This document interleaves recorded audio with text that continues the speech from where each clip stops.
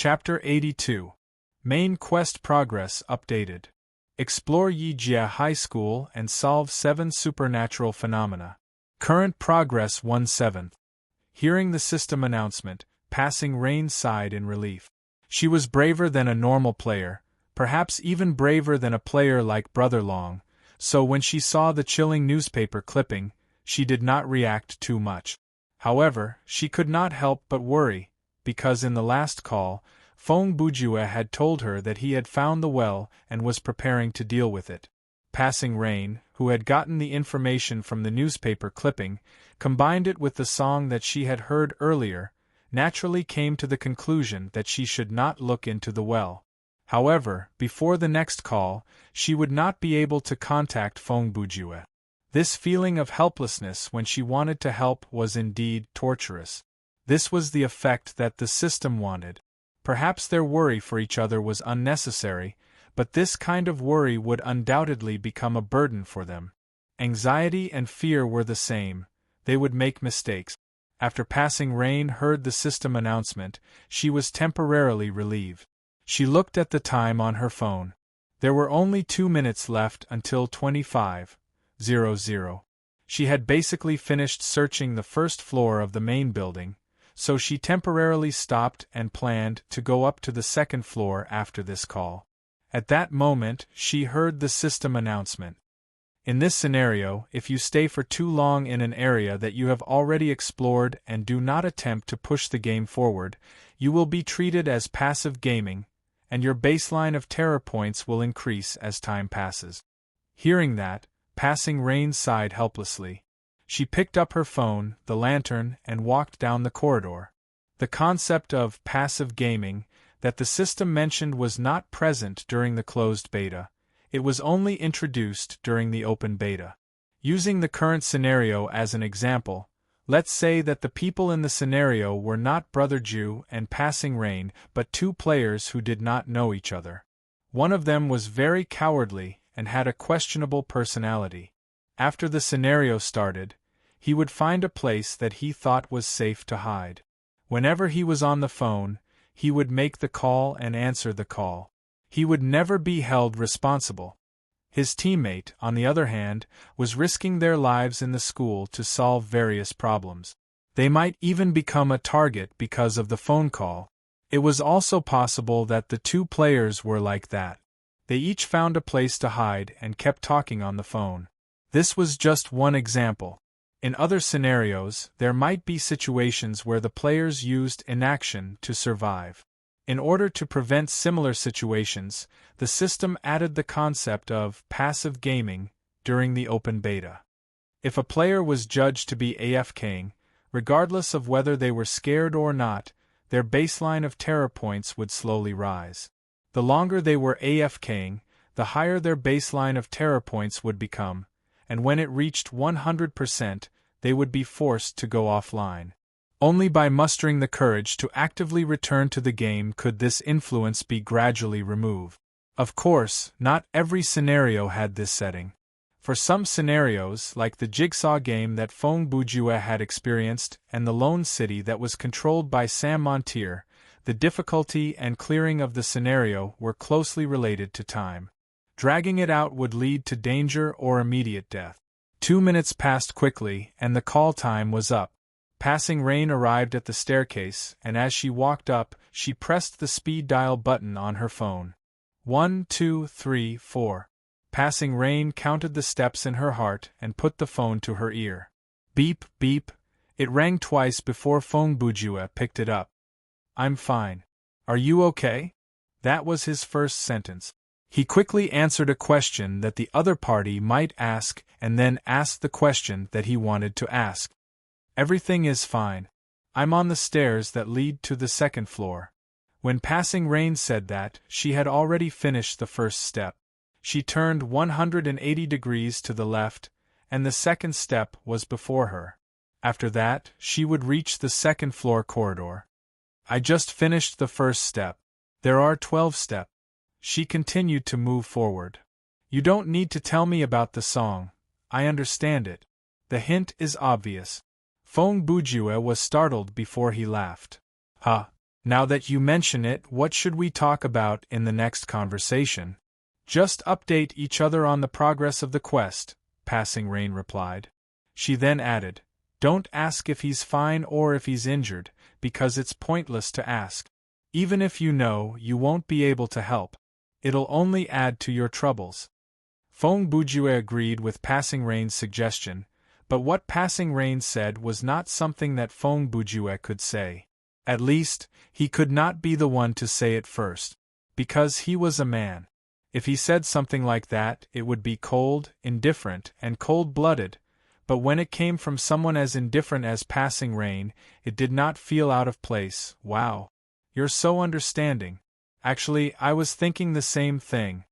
Feng Bujue quickly reported his progress. By the way, I'm now at the building in the northwest corner. I think the music room is here. I'm going to take a look.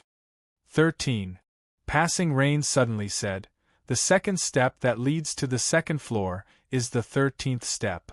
Before Feng Bujue could say anything, the call time was up. The call was cut off, and the busy tone came. Hello? Hello? Feng Bujue yelled twice before hanging up helplessly. He mumbled to himself, the result is still quite interesting. By then, he had arrived at the door of the music room. After pulling open the door and entering, Feng Bujue used his flashlight to scan the whole classroom. The few rows of seats at the bottom did not look out of place, and there were no bloody handprints or scribbles on the walls.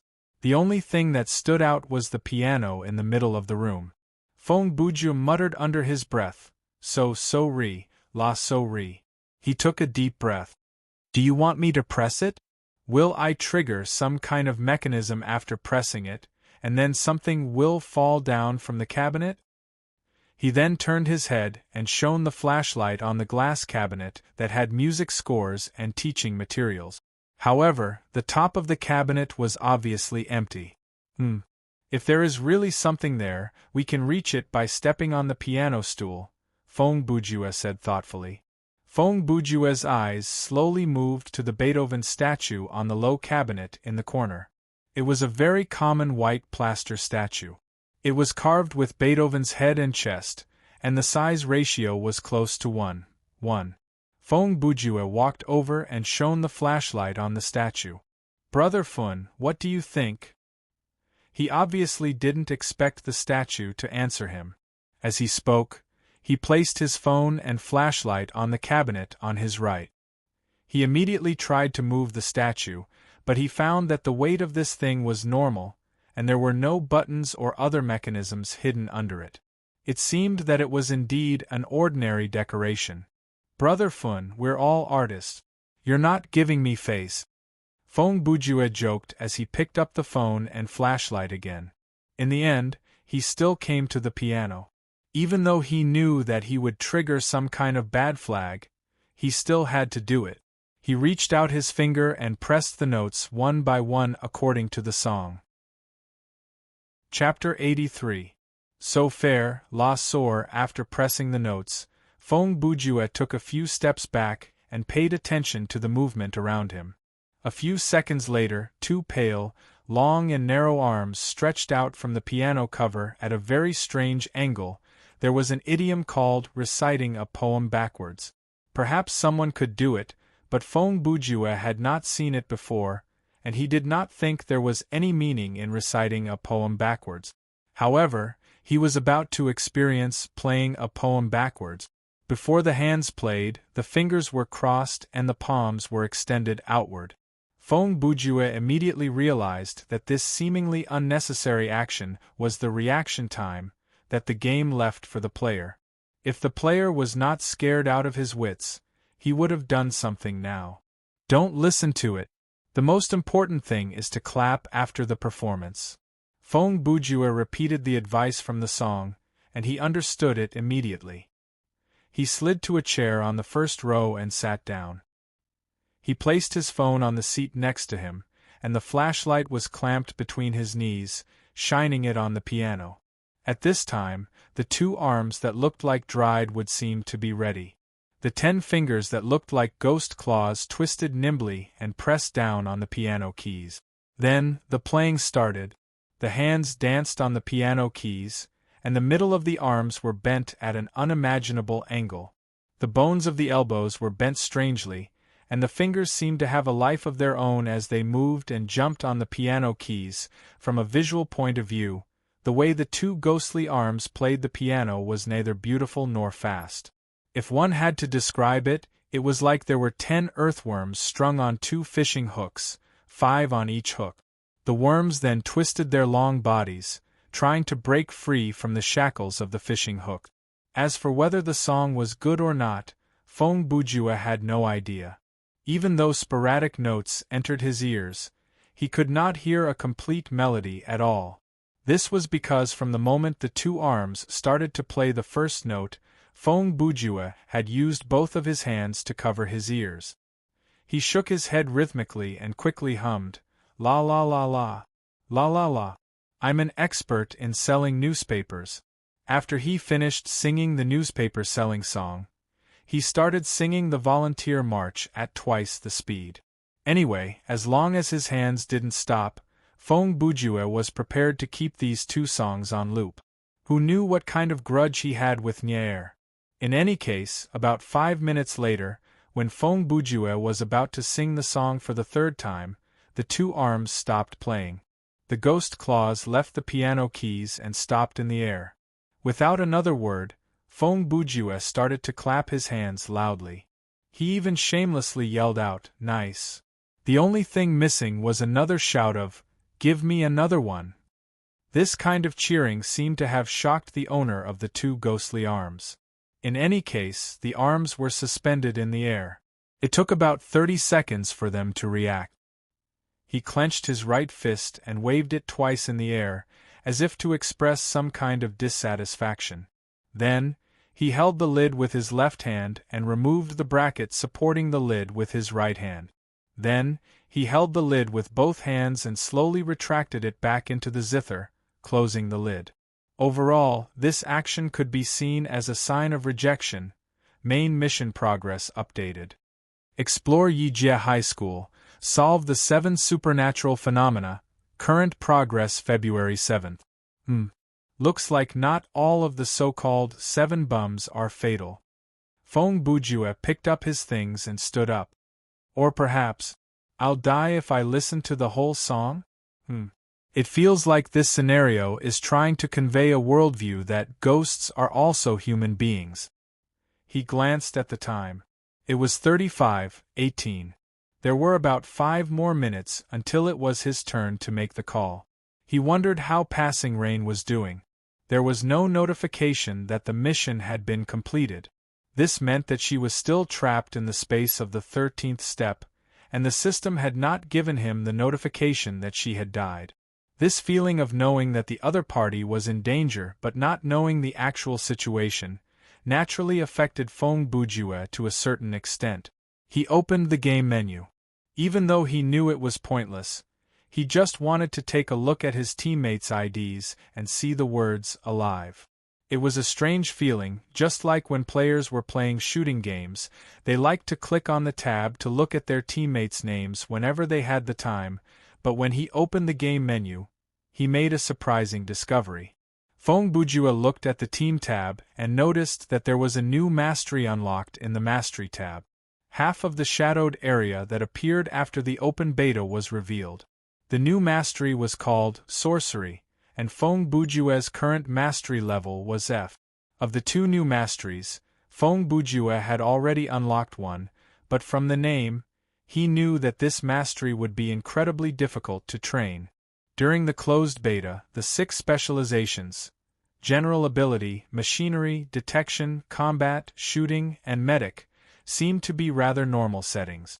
However, this Spirit Arts, as well as the last one that had yet to be unlocked, was most likely a supernatural ability. Fong Bujua had no idea whether the Sorcery Mastery had been unlocked after he completed this mission or when he was haunted by the old well. However, since he had gotten it, he could not help but consider many things, like whether the reward for clearing this scenario would be a skill related to sorcery, Other than that, since the mastery sounded like it was meant to deal with ghosts, would it affect other players and monsters? Would the related skill be able to be used on a physical level? He stood there to think for a while before he was urged by the system to leave. If he continued to space out, he would be playing AFK-like. He had no choice but to leave and continue his exploration. The time until the next call was coming, and there was still no notification from Passing Rain to complete the mission. Feng Bujue could not help but be nervous. With 1 minute left, he hesitating whether he should make this call or not. Passing Rain was definitely not in a good situation. Of the many ghost stories about the school, the 13th step was one of the more famous, and it was probably the hardest to survive. The rhyme, turn back, don't leave the first to the 13th step, gave no hint at all. From the sound of it, once one crossed the 13th step, it would trigger a rather fatal warning. However, when Passing Rain was on the phone with Feng Bujue, she had been multitasking, counting as she walked, and she had already completed all 13 steps. She herself did not expect to run into the 13th step when she was on the second floor of this 7-story building. At that moment, Feng Bujue's consideration was, if Passing Rain was already in a very bad condition, then there was a very high chance that she would not be able to answer this call, and the consequence of that would be that she would become the responsible party, and in the next 15 minutes, she would be faced with an even more serious threat. But if he did not make this call, he would become the responsible party and be hunted by the ghost. However, if he did that, he could guarantee that Passing Rain would not have to take on any additional risk.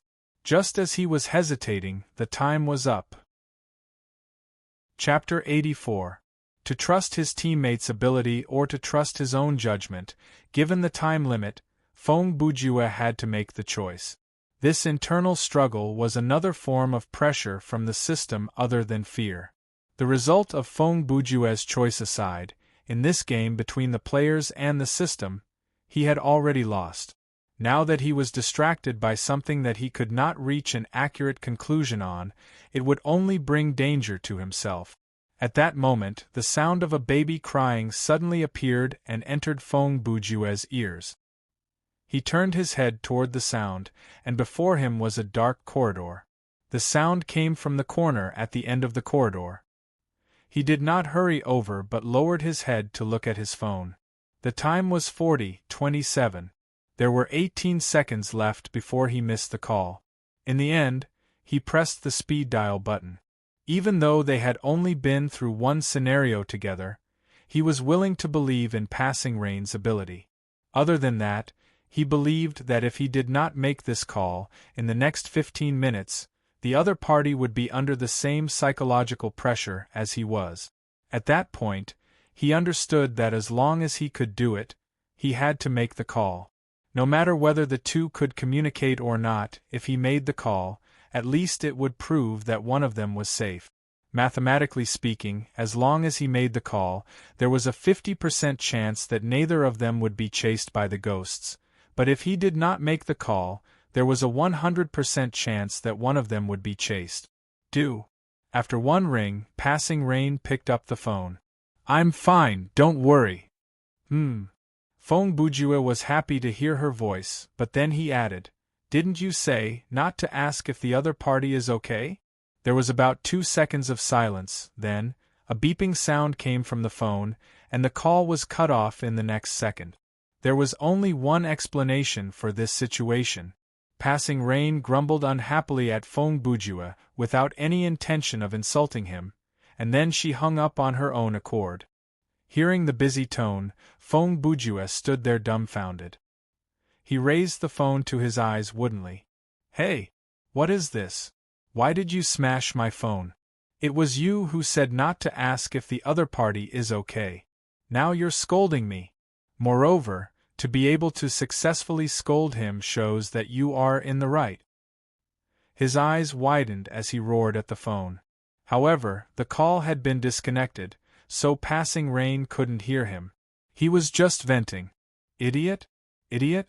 An idiot?" It was nothing more than these few words. What have I done? You don't have to hang up after scolding me, do you?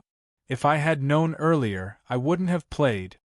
In front of him, the baby's cries grew louder and louder, constantly drilling into his ears, just like the song. Wah wah wah wah wah wah. The baby's cries are in my ears. Feng Bujue closed the phone and held it in his left hand. He passed the flashlight to that hand as well.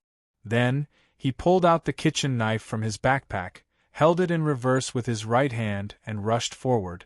After turning the corner of the corridor, he immediately saw a basket on the ground.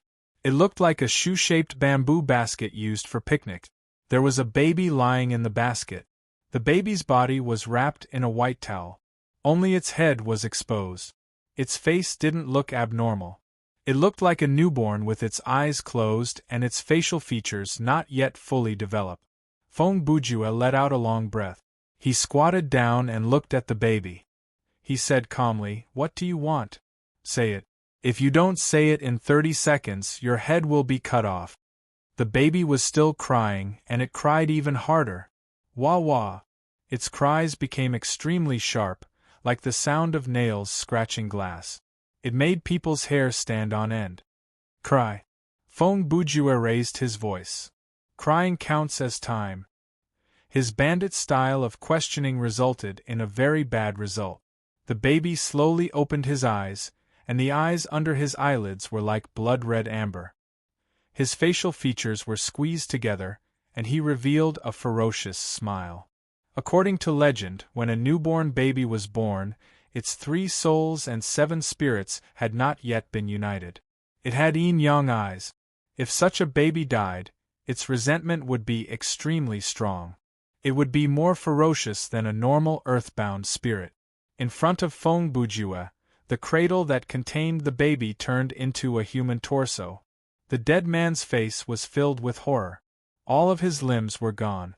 The organs in his chest and abdomen were pulled out and scattered on the ground. The baby was lying in the hollow torso of the dead man. It grinned at Feng Bujue. "Bones as a cradle and skin as a bag, right?" Feng Bujue also smiled at the dead man. He wasn't afraid. In fact, he was a bit angry. As he spoke, he saw something in the corner of his eyes. He looked up. The corridor was filled with similar dead bodies. All of them had their organs pulled out and their limbs were missing. It was a horrible death. "You're the reincarnation of a hermit crab," Feng Bujue said. "Let me guess. Your mother was a student here. She was toyed with by a teacher or a boy. After she was 10 months pregnant, she came to the school to beg for their help, but she was still rejected mercilessly. In the end, she had no choice but to commit suicide in this corridor.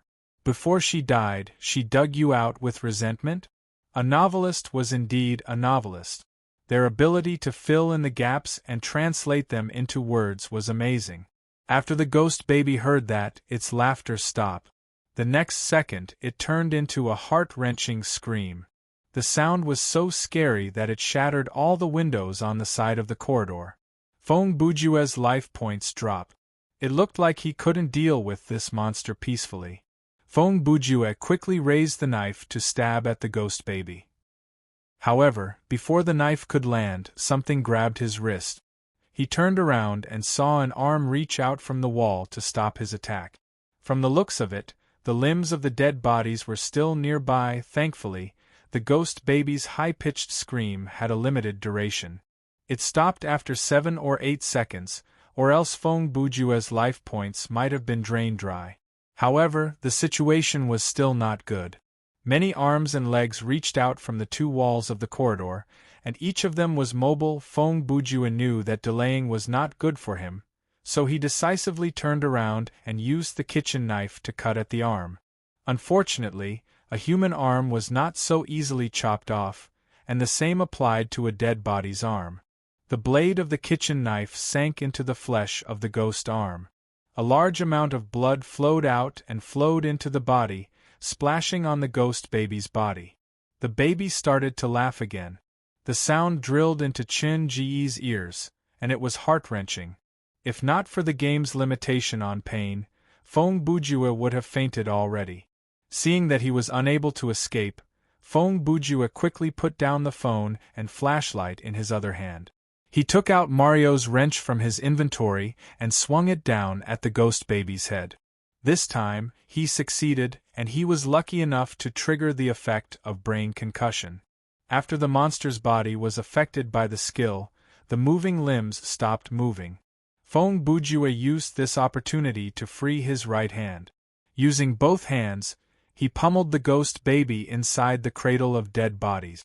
The scene was bloody, and it was not an exaggeration to say that it was anti-human. Soon, the limbs that reached out from the wall disappeared. It looked like the monster could no longer hold on.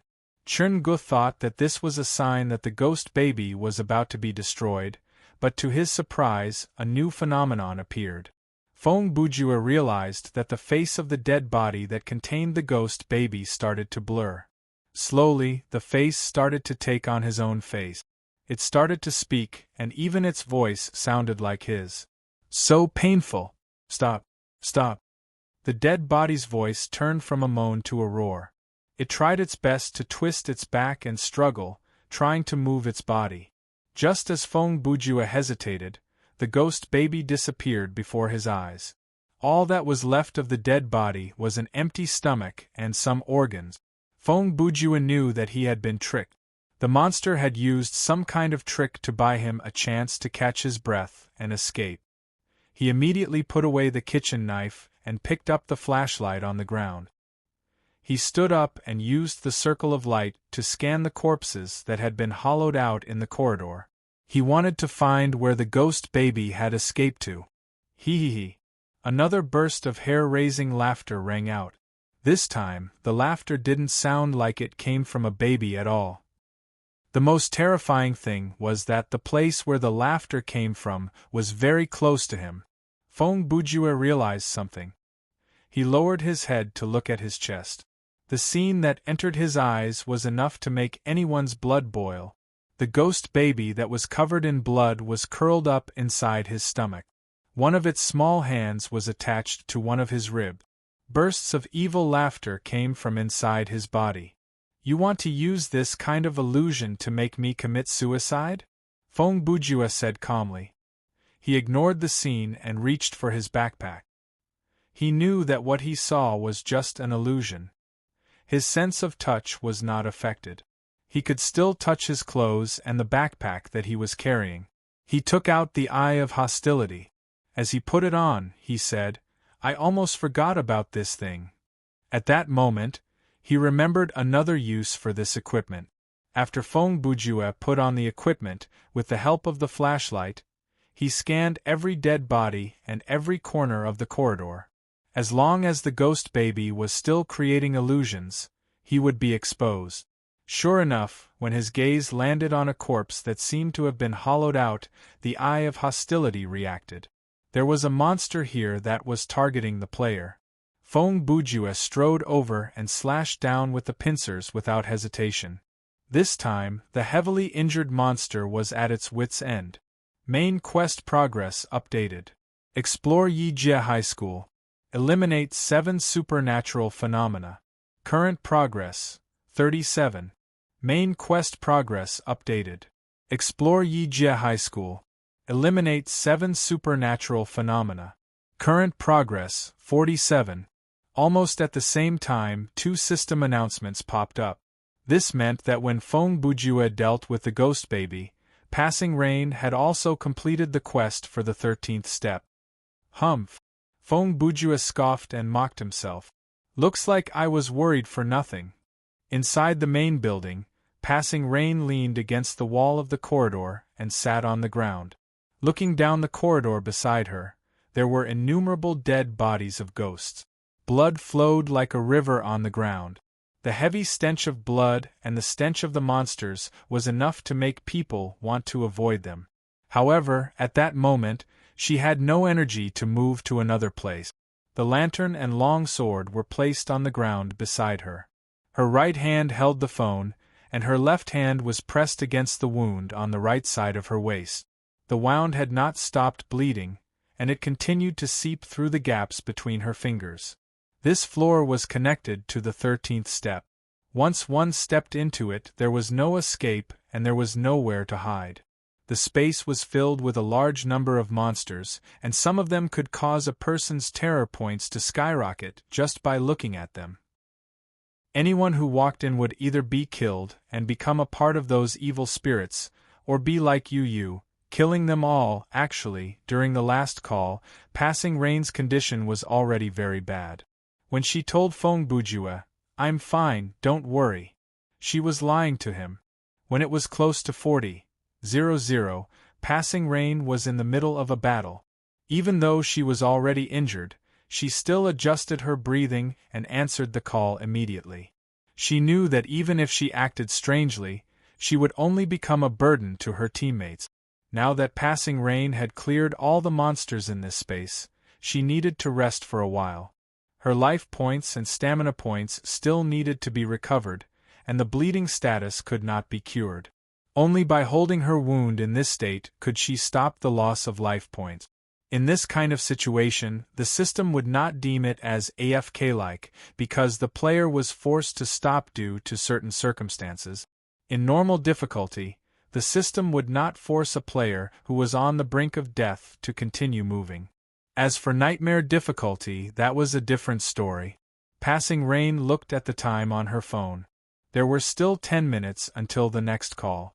She did not want to be chased by some kind of ghost in her current state, so she had to finish dialing the number before the next call. After the previous call, Feng Bujue felt angry, and Passing Rain felt wronged. Objectively speaking, both of them were responsible for this, but the main responsibility still fell on Feng Bujue's head.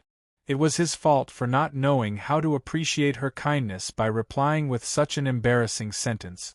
At any moment, no matter how much reason he had, it was best for a man not to correct a woman's inconsistency. Drip, drip, drip, just as Passing Rain thought she could breathe, in the darkness, the sound of water dripping could be heard. Chapter 85. After Feng Bujue dealt with the ghost baby, all the illusions around him disappeared. Only the shattered glass that littered the corridor proved that everything that had happened earlier was real. There was still some time before the next call, so naturally, he continued his search. Based on Feng Bujue's speculation of the remaining 3 supernatural phenomena in the ballad, he decided to ignore the last one for now. The one about the water droplet could be found anywhere with a faucet, and there was a 90% chance that it was the toilet. The one about the human meat soup should be in the canteen at the bottom of the other building. The map of this scenario was not that big, but there were many restrictions. It was similar to the scenario at the House of Usher, if not more difficult. The education block that Feng Bujue was currently in had 5 floors, which was lower than the main building. Based on his speculation, it was debatable whether or not he should go to the 4 floors above. If he went, he might trigger the water droplet event before Passing Rain, and there was a chance that he might trigger a side quest or a hidden quest. If he did not go, then he should head directly to the canteen at the 3rd building, and there, he should be able to encounter the event described in the 5th line of the ballad. Even though Passing Rain answered the call quickly, said that she was fine, and even hung up on him, Feng Bujue still had a sense of unease in his heart. He thought about it and realized that the girl did not seem like the type to cause trouble for no reason. Had he said something wrong? After giving it some thought, Feng Bujue decided to go to the canteen.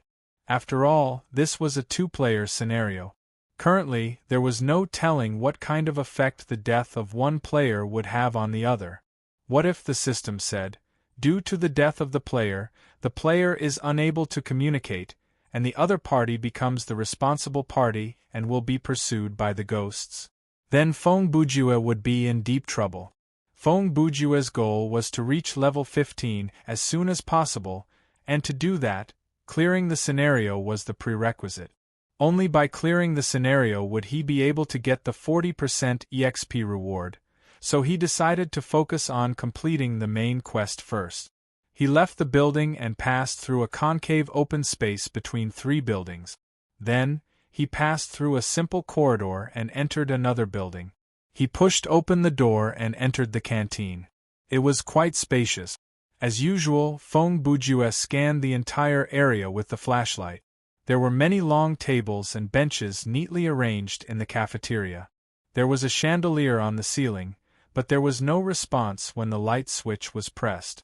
The floor was paved with plain tiles, and the walls did not look special. There was a row of sinks on the left after entering the door. There was a counter in the southeast corner, and behind the counter was the kitchen. On the other side was a small convenience store, and not far from it was a vending machine. Blue trash cans about 1 meter tall could be seen everywhere. On the whole, this was a regular and tidy student cafeteria. Then, what about human broth?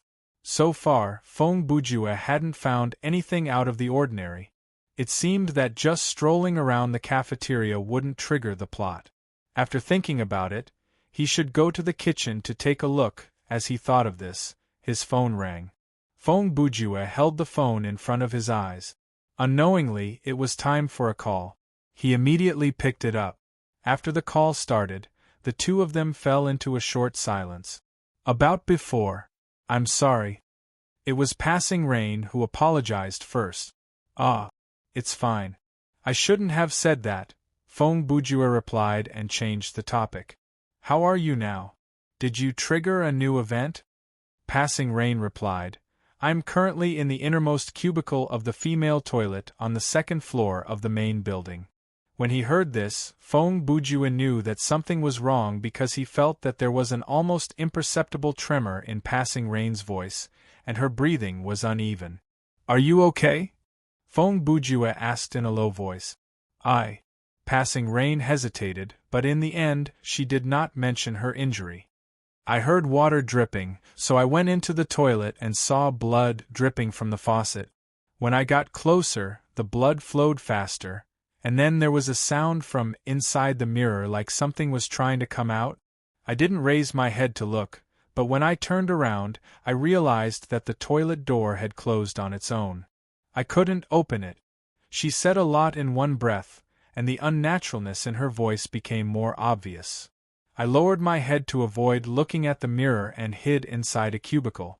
Now there's the shadow of a pair of feet, standing outside the cubicle door before me, unmoving. I temporarily can't fight, I'm trapped. Even though she was brave, she was still a woman. In this situation, she was still afraid. At that moment, there was a helplessness that could not be hidden in her voice. The sound of water seems to be getting louder, and the floor of the toilet is covered in blood. This time, it was not her who slammed Feng Bujue's phone, but the call was cut off because the time was up. As Feng Bujue listened to the girl's description, he walked out of the cafeteria and ran toward the main building. The system announcement soon appeared in his ears. Warning, you are not allowed to approach your teammates without knowing the situation. Continuing to do so will cause both parties to be hunted down by ghosts. TSK. Now is not the time to be thinking about that kind of thing. Feng Bujue grumbled with annoyance. He dashed past the "Don't run in the corridor" sign, quickly bypassed the side of the main building, and rushed into the main entrance.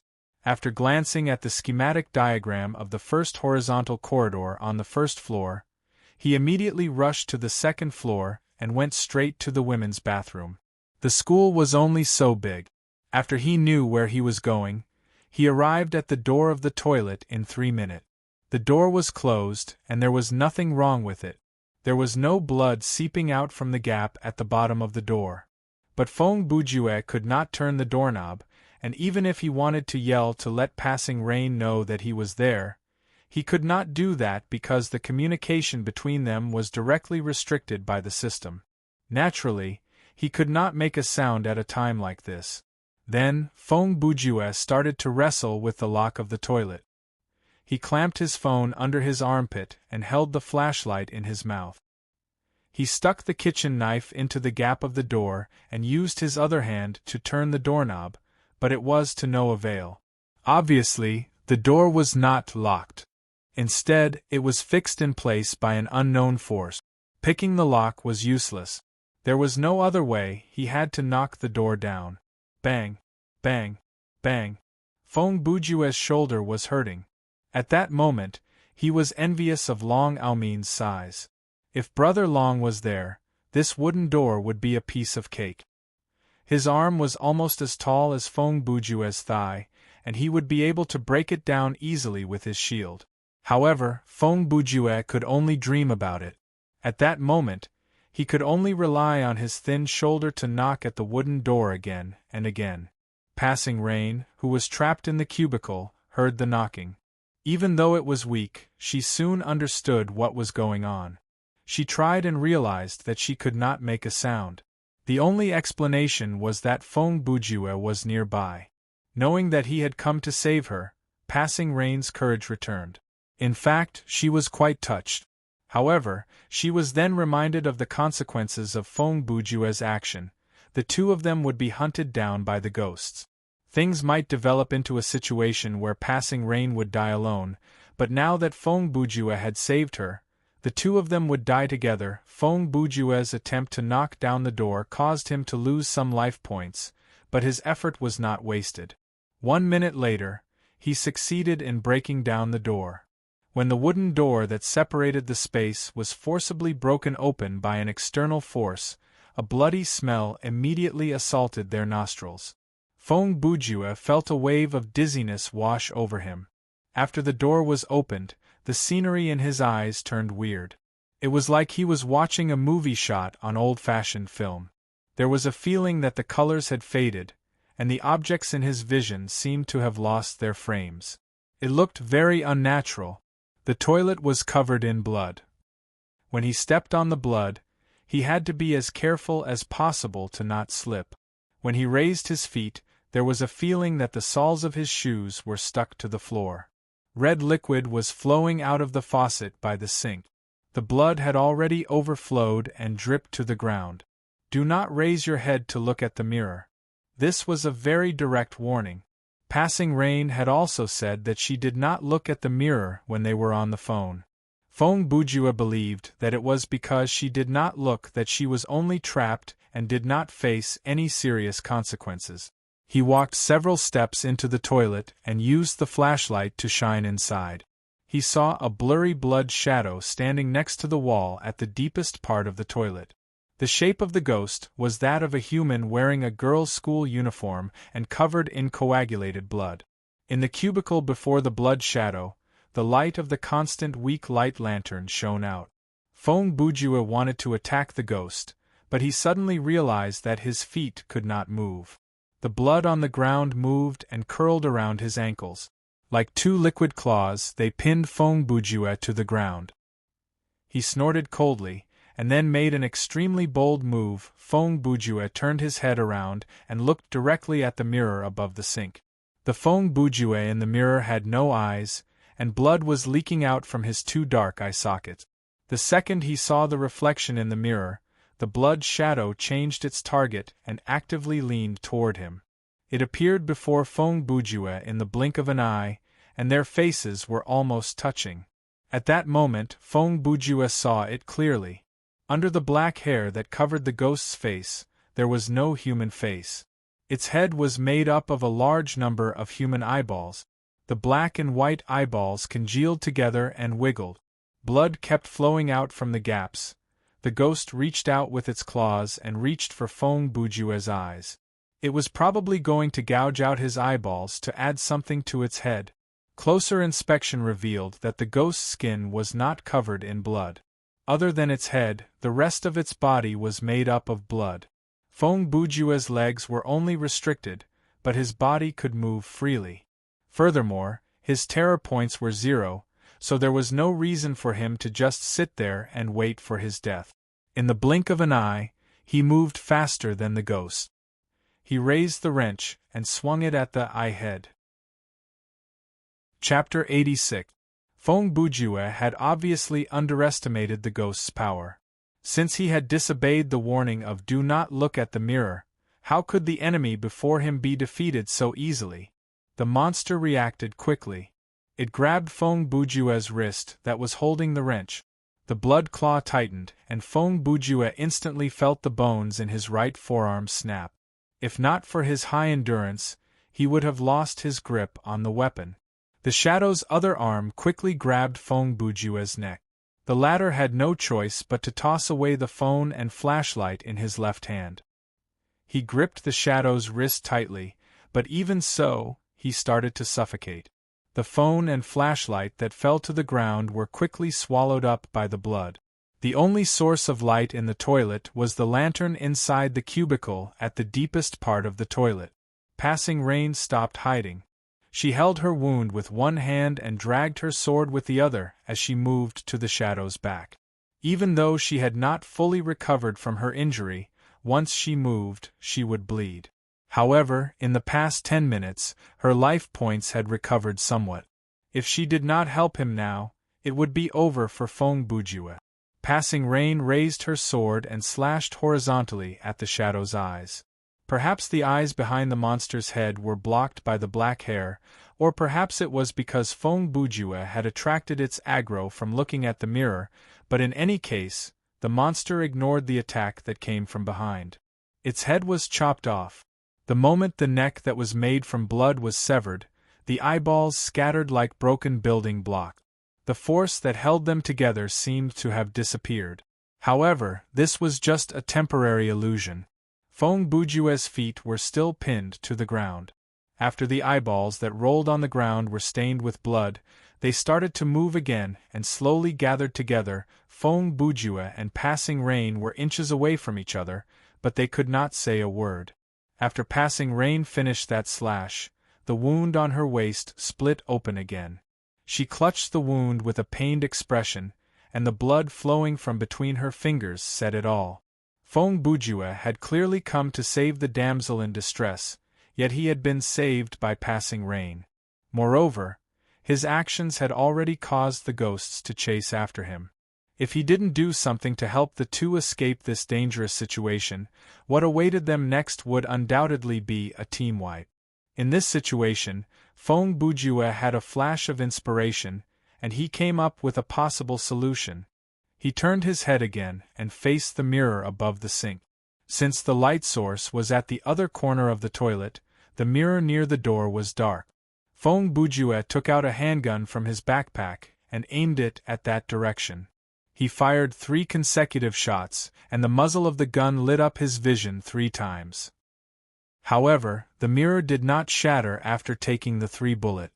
It only made 3 dull bangs. This mirror was obviously not bulletproof. It was attached to the ghost's body, and that was why it could not be broken. Even though Feng Bujue's bullets did not destroy the mirror, the layer of blood that covered the toilet floor was affected. The blood was like water in a water tank. When it was hit, the water inside would vibrate. The blood that clamped down on Feng Bujue's ankle was shaken away, and he regained his mobility. Without another word, he took out the baseball bat and rushed to the mirror to bash it. When he attacked the mirror, the whole toilet shook like there was a disco going on upstairs. The headless shadow that was standing and the eyes that were reassembling on the ground were shaken into pieces. They could not maintain their original form anymore. Feng Bujue used a lot of force when he swung the bat, and the frequency was high. In less than 10 seconds, his arm was sore. If this was not a metal bat but a wooden one, it would have snapped already. Finally, a series of crashing sounds could be heard. The moment the mirror was shattered, the evil spirit's final counterattack arrived. A female ghost with disheveled hair leaped out from the shattered mirror. Her eye sockets were empty, and her eyeballs had been dug out. Her entire body was covered in blood. However, compared to her original form, which was made from blood and her eyes, this form was not that scary. Feng Bujue was in a passive position after being pounced on. Before he could change to the wrench, the ghost opened her mouth and bit at him. Thankfully, like Rain's blade arrived again and accurately beheaded the ghost. This time, the blade was cleaved in 2. The head tumbled down and all of the illusions disappeared. However, like Rain finally knelt to the ground. The red around her wound announced that she had lost the ability to do anything else. Main mission progress updated. Explore Yijia High School and solve the 7 supernatural phenomena. Current progress, 1/7. Even though the system announcement came, there was no time for the two to catch their breath. Once this ghost died, some kind of boundary was broken. In the corridor outside the door, many shadows moved, and the sound of rustling approached. Feng Bujue and Like Rain could not communicate through words, so he hurried forward to help her up. He led her to the last cubicle and had her pick up the lantern. Then he made a simple gesture. Like Rain understood what he meant and handed the lantern directly to him. After the item changed hands, Feng Bujue had Like Rain wrap her left arm around his neck. With one hand on her waist and the other holding the lantern, he led Like Rain out of the toilet. Since Feng Bujue's phone and flashlight had disappeared, Like Rain's phone had lost its function. Furthermore, they would not be separated until the end of the scenario, so she abandoned her own phone as well. After arriving at the corridor, the scene in front of him was not optimistic. Looking to the right, in the dim corridor, many floating round objects were slowly approaching. Below those objects, there was a thin, thread-like object hanging down. F***CK. Human head balloons. Feng Bujue had read the comic of the same name before. It was a despairing story, and just thinking about the plot would make him feel depressed. He quickly helped Like Rain run in the other direction, but there was no staircase in that direction, of course. Feng Bujue knew that. The layout of the first floor had been imprinted in his mind. He had no choice but to run this way. If he ran toward the human head balloons, he and Like Rain would be strung up and strangled to death in less than 10 seconds. They walked to the window at the end of the corridor. Feng Bujue opened the window and used his eyes to signal for Like Rain to put her sword back into her inventory. The latter understood what he meant. At that moment, from the other end of the corridor, several headless dead bodies walked toward them. They either had their hands on the wall or crawled on the ground as they slowly approached. The two were surrounded, and the only way out was to jump out the window. Feng Bujue put the lantern back into his inventory and tilted his head at Like Rain. It sounded like he was going to make the first move. After all, it was only a 2-story building. It was not that high. Feng Bujue was level 13 in-game. Even though Thriller Paradise did not have a specific stat, as one's level increased, one's physical ability would increase. If level 1 represented the standard of a normal person and level 30 represented the ability to leap over walls in the Matrix, then for a level 13 player, jumping down from the second floor was not a problem. Feng Bujue was surprised when he landed. He thought that he would at least sprain his ankle or injure his back, but when he was in the air, he felt his body was so light. The impact when he landed was not that big, and his life points did not drop that much compared to when he crashed into the door. After he steadied himself, he quickly clapped his hands to make some noise. He opened his arms and raised his head to catch Like Rain. The moon was bright outside. When Feng Bujue stood up, he looked around. So far, there were no signs of ghosts around the education block. He planned to bring Like Rain to the cafeteria after he caught her. After the fight in the toilet earlier, Feng Bujue believed that, as long as he entered the space where the supernatural event happened, the pursuit of the ghosts would be temporarily blocked outside. Once the event was over, the ghosts would come again. Therefore, from that moment on, the two could not stop. Like Rain did not hesitate. Using the moonlight, she aimed for Feng Bujue's position and jumped into his arms. If she was in a better condition, she would not need Feng Bujue to catch her. She could probably stand up straight from the 3rd floor, but she was heavily injured, so she could only rely on her teammates' help. Feng Bujue caught Like Rain, and the two looked at each other in silence. They both felt that this was weird, but thankfully, the restriction of not being able to speak eased the awkwardness. With this perfect princess carry, Feng Bujue did not let Like Rain touch the ground and started to run. This choice was indeed more efficient. If he had supported passing Rain, it would have been slower. Now they could still enjoy the buff from Jazz Dance, but Feng Bujue would have to expend more stamina points. Furthermore, this saved them the time to use sign language. Feng Bujue brought Like Rain directly to the cafeteria. After entering the cafeteria, Feng Bujue placed Like Rain on a bench. He then took out a lantern, placed it on the table, and quickly turned to close the door. He then took out a baseball bat and stuck it behind the door as a temporary latch. After doing all that, he sat across from Like Rain and let out a long sigh. Then he pointed at himself and gestured with his hands. 4-3. Then he pointed at Like Rain and gave her a questioning look. Like Rain opened the menu to look at her status. Her wounds were still bleeding, and she only had 12% of her life points left. If she did not stay still, she would lose more life points. She gestured 1 and 2 and lowered her head to look at her wounds. Then she met Feng Bujue's eyes and shook her head. Feng Bujue took a deep breath, and a troubled expression appeared on his face. In this situation, he could only pray that the events in the remaining 2 lines of the song could be resolved without a fight, just like the incident in the music room. Bang bang bang! The cafeteria's door was suddenly slammed open, and a chilling wail came from outside. Shadows of ghosts danced outside the windows, and a moment later, there was the sound of glass shattering. It looked like this ghost's pursuit was like a shadow. It did not even give the players a minute to breathe. Chapter 87. Just like that, the day of my death is coming. Buckets of blood splashed out from my enemies, creating an ocean. I have to cross this ocean in a small boat made from their bones. My sail is their skin, the wind that blows the sail is their last breath.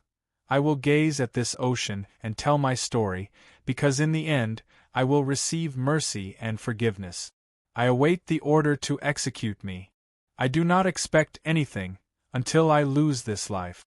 A monologue suddenly appeared in Feng Bujue and Passing Rain's ears. When the monologue appeared, all the other voices disappeared. The two noticed something from each other's faces, and they knew that the other had heard the same thing. When the monologue ended, chaos and chaos returned. The ghosts slammed against the door, and some of them even broke through the window.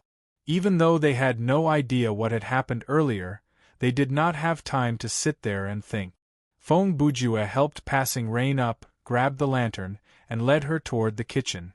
When they approached the counter that separated the kitchen from the cafeteria, the light in the kitchen suddenly came on. A large shadow was standing behind the counter, staring at the two of them. The monster's body was humanoid, but it had a pig's head. Its exposed muscles were pink in color, and it wore a white tank top and military pants.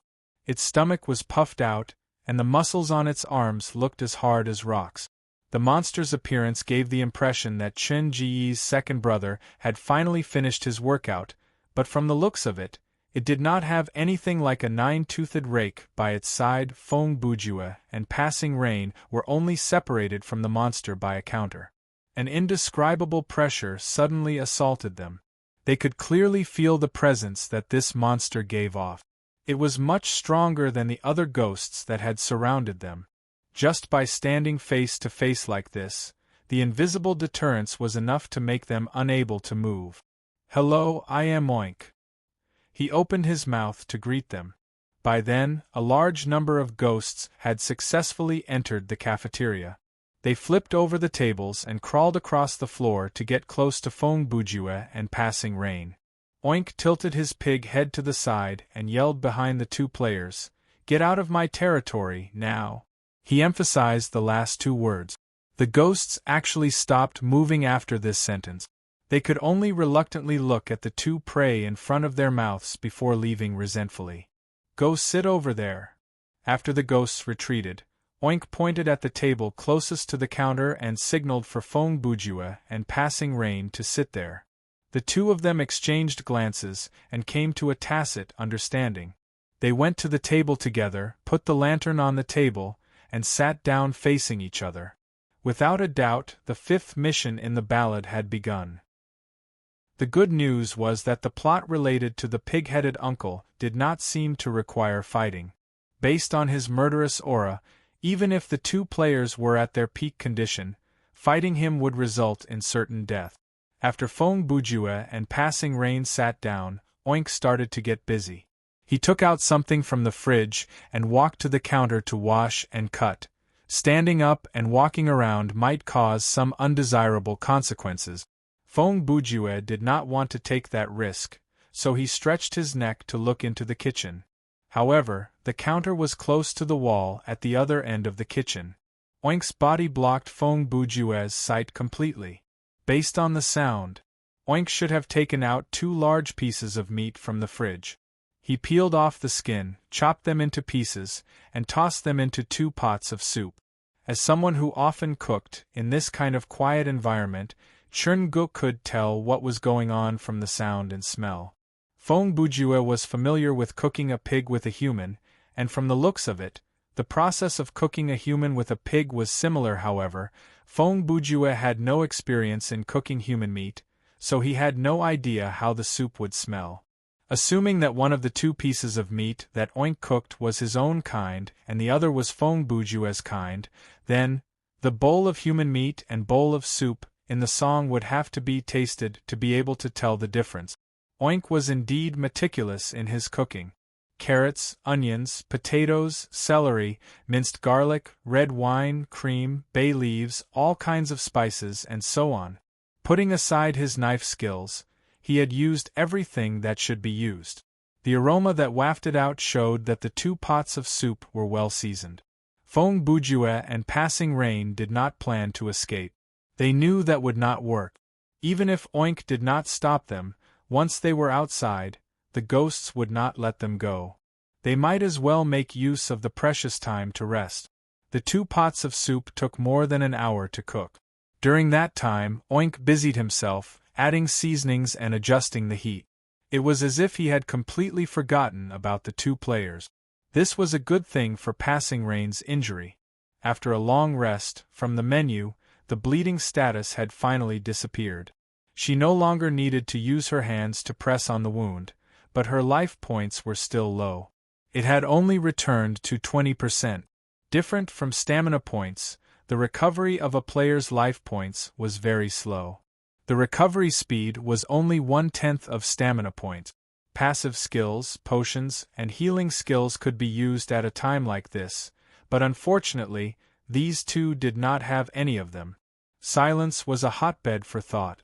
Feng Bujue had been thinking about something. He rearranged all the information that he had received since he entered the scenario, analyzing the current situation and the meaning of the last line of the song. Feng Bujue had heard the name Oink before, but he could not remember when or where he had heard or seen the name. After searching in the attic of his brain for more than half an hour, he finally dug out the memory fragment. Heaven's Butcher, Oink. Feng Bujue slowly remembered the monologue that he had heard earlier. It was the words left behind by Oink before he was executed. It was a short comic that told a dark and heavy story. In terms of content, it was much deeper than this scenario. This Oink before him probably had nothing to do with the main character of the story, just that he had the same name and appearance. Perhaps the system wanted to use this monster to mock something? Feng Bujue could not help but think about it. Oink, who had once sent his own kind to the slaughterhouse every day, had finally cooked the human who had created and enslaved him. Was that something to be proud of? A sound pulled Feng Bujue back from his thoughts. He followed the sound and realized that Oink had turned off the fire and was ladling soup into 2 bowls. Chapter 88. Not long after, the pig-headed man came out of the kitchen with 2 bowls of hot and fragrant meat soup. He walked to Feng Bujue and Passing Rain's table and placed the 2 bowls on the table. Then he said, "Of these 2 bowls, one is human meat soup, and the other is pork soup." His eyes scanned the 2 of them. "Pick one each. Those who drink pork can leave this place alive, and those who drink human meat go into the freezer and be my next bowl of soup." Oink's large body cast a shadow that blocked the light from the kitchen. In the dim light of the lantern, the 2 bowls of golden meat soup on the table looked alluring, and the aroma filled their nostrils. I have to warn you, do not leave any soup behind, throw it away or spit it out. Otherwise, both of you will be thrown into the freezer, Oink added. The 2 bowls on the table did not have the main ingredient. Oink only had the clear broth in them. The 2 bowls of broth had the same color, and there was a layer of grease on the surface. However, the broth itself looked clear. Visually, the 2 bowls of broth looked the same. Similarly, from the smell, one could not tell the difference. The 2 bowls of broth were seasoned using the same method. The seasoning, spices, and red wine completely covered the greasy smell of the meat. Human sense of smell was not that sensitive in the natural world, and in this situation, it was not reliable to rely on smell to tell the difference. Therefore, there was only one solution left: to taste it. Even though Thriller Paradise was good at replicating the smell of disgusting substances like blood, organs, and sewage, as long as the players could overcome their psychological barrier, there was nothing that they could not eat. Things like chewing glass and swallowing nails could be done, but it would cause damage to the esophagus, decrease in life points, bleeding, and illness. After 10 seconds of internal struggle, Fong Bujue seemed to have made up his mind. He picked up a random bowl of soup, and without saying a word, ignoring the fact that it was still hot, he raised his head to drink it. In less than 10 seconds, he finished it all. Passing Rain looked at him and thought, I don't have any other choice. I'll have to finish the remaining bowl. At worst, I'll die. Who would have thought that after Fong Bujue finished his bowl, he would grab the other bowl from the table without saying a word. He brought it to his lips and gulped it down. Similarly, he finished it in less than 10 seconds. Passing Rain was stunned. Initially, she did not get it, but after a few seconds it dawned on her. The first bowl that Fong Bujue drank must have been pork soup. After he finished it, he knew that the bowl on the table was stewed with human flesh. To protect her, he snatched the bowl away from her and drank it. Fong Bujue's plan, but things were not that simple. Before he drank the soup, he did think, no matter what, he was a girl. Therefore, he had to make the first move and drink as fast as he could. If he had picked a bowl of human meat soup, then so be it, he would have just died. And if he picked the pork soup, he would snatch the bowl of human meat and drink it. However, the plan was just a plan. After he started drinking, the situation changed. The first bowl of soup, frankly speaking, tasted quite good. Even in such a scary atmosphere, for that moment, Fong Bujue felt a sense of satisfaction, like he was enjoying a delicious meal. Therefore, he confirmed that this bowl of soup was not made of human meat. If it was, then his problem was not just the loss of fear. He probably had the same hobby as Professor Hannibal, but when he tasted the second bowl, Fong Bujue was stunned. The taste of this bowl of soup was the same as the first bowl. He threw caution to the wind and drank it in one gulp. After he finished both bowls, he was confused. Which bowl is the human meat and which bowl is the soup? What do you think you're doing?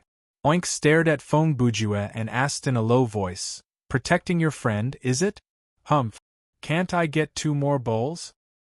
Hearing that, Fong Bujue slammed the table and stood up instantly. He glared at Oink with a very arrogant gaze. The line that he did not say out loud was, Do you think I won't trip you? Oink was unfazed. He calmly turned around and walked into the kitchen. As he walked, he said, Follow me.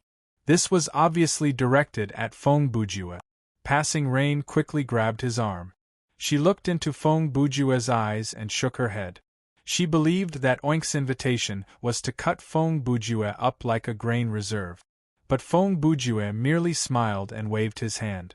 At the same time, he returned the ownership of the lantern to Passing Rain.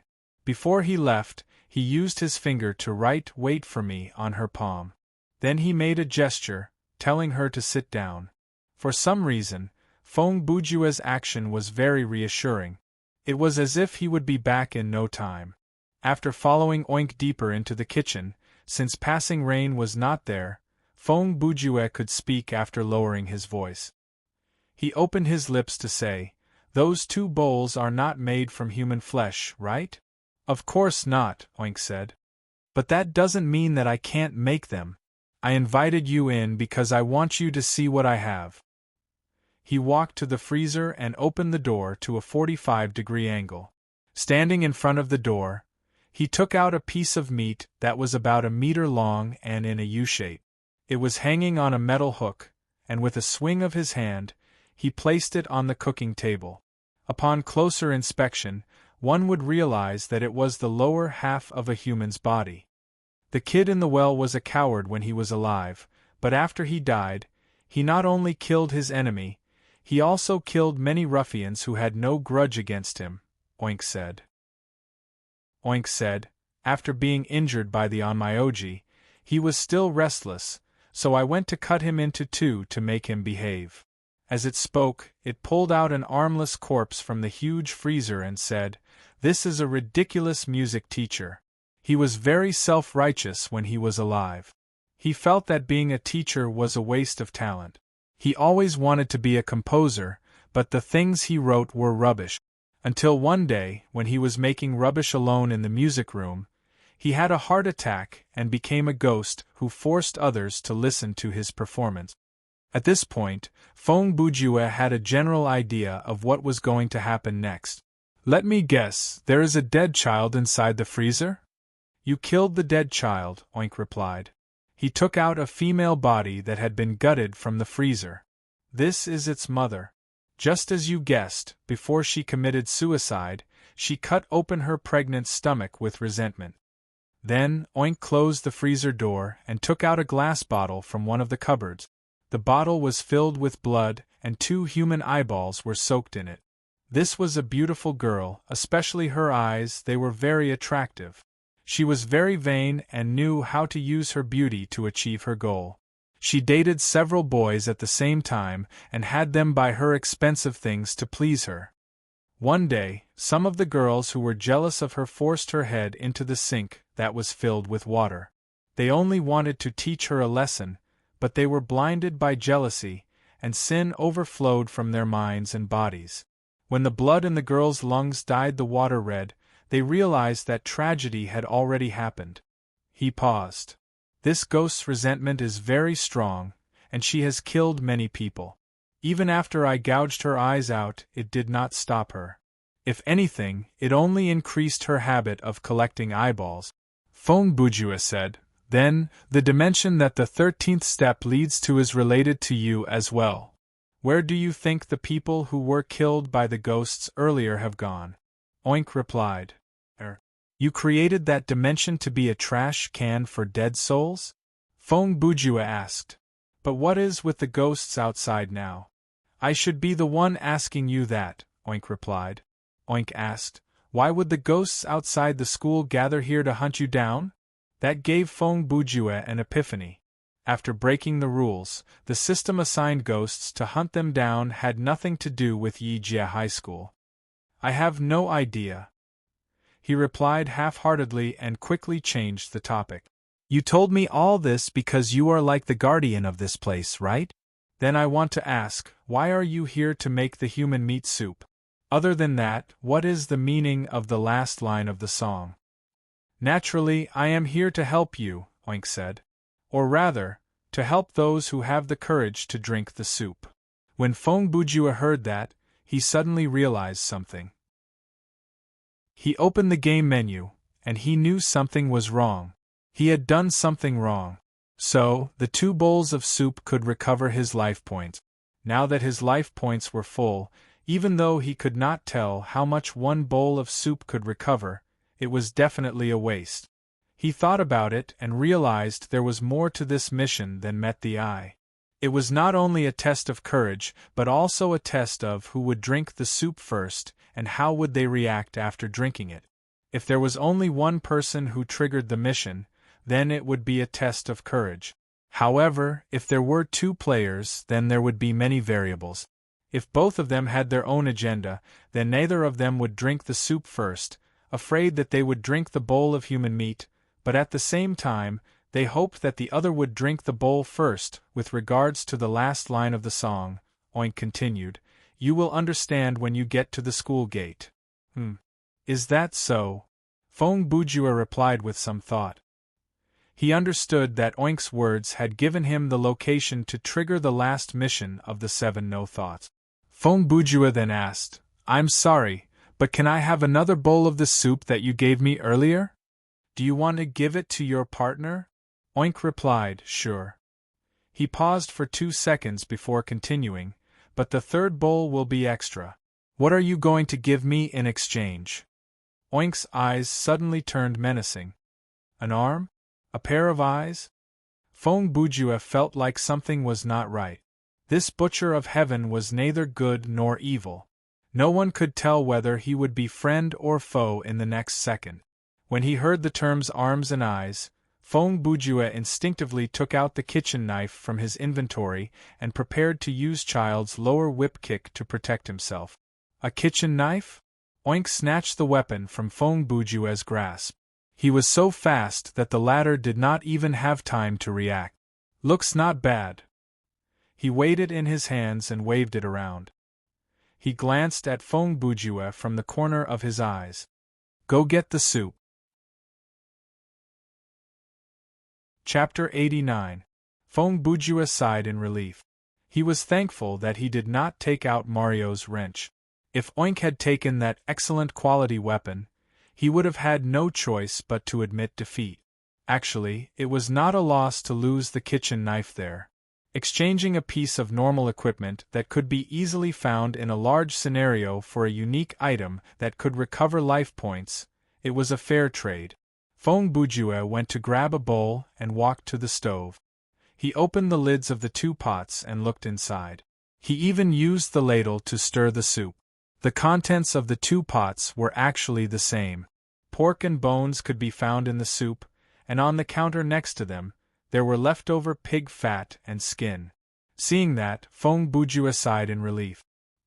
He could not help but wonder if he was in Oink's shoes, would he have the courage to cook the carcass of his own kind? What kind of feelings would he have when he was doing it? Oink walked over then. He seemed to have read Feng Bujue's thoughts. He scoffed and said in a casual tone, The place where I was born is filled with lies and slavery.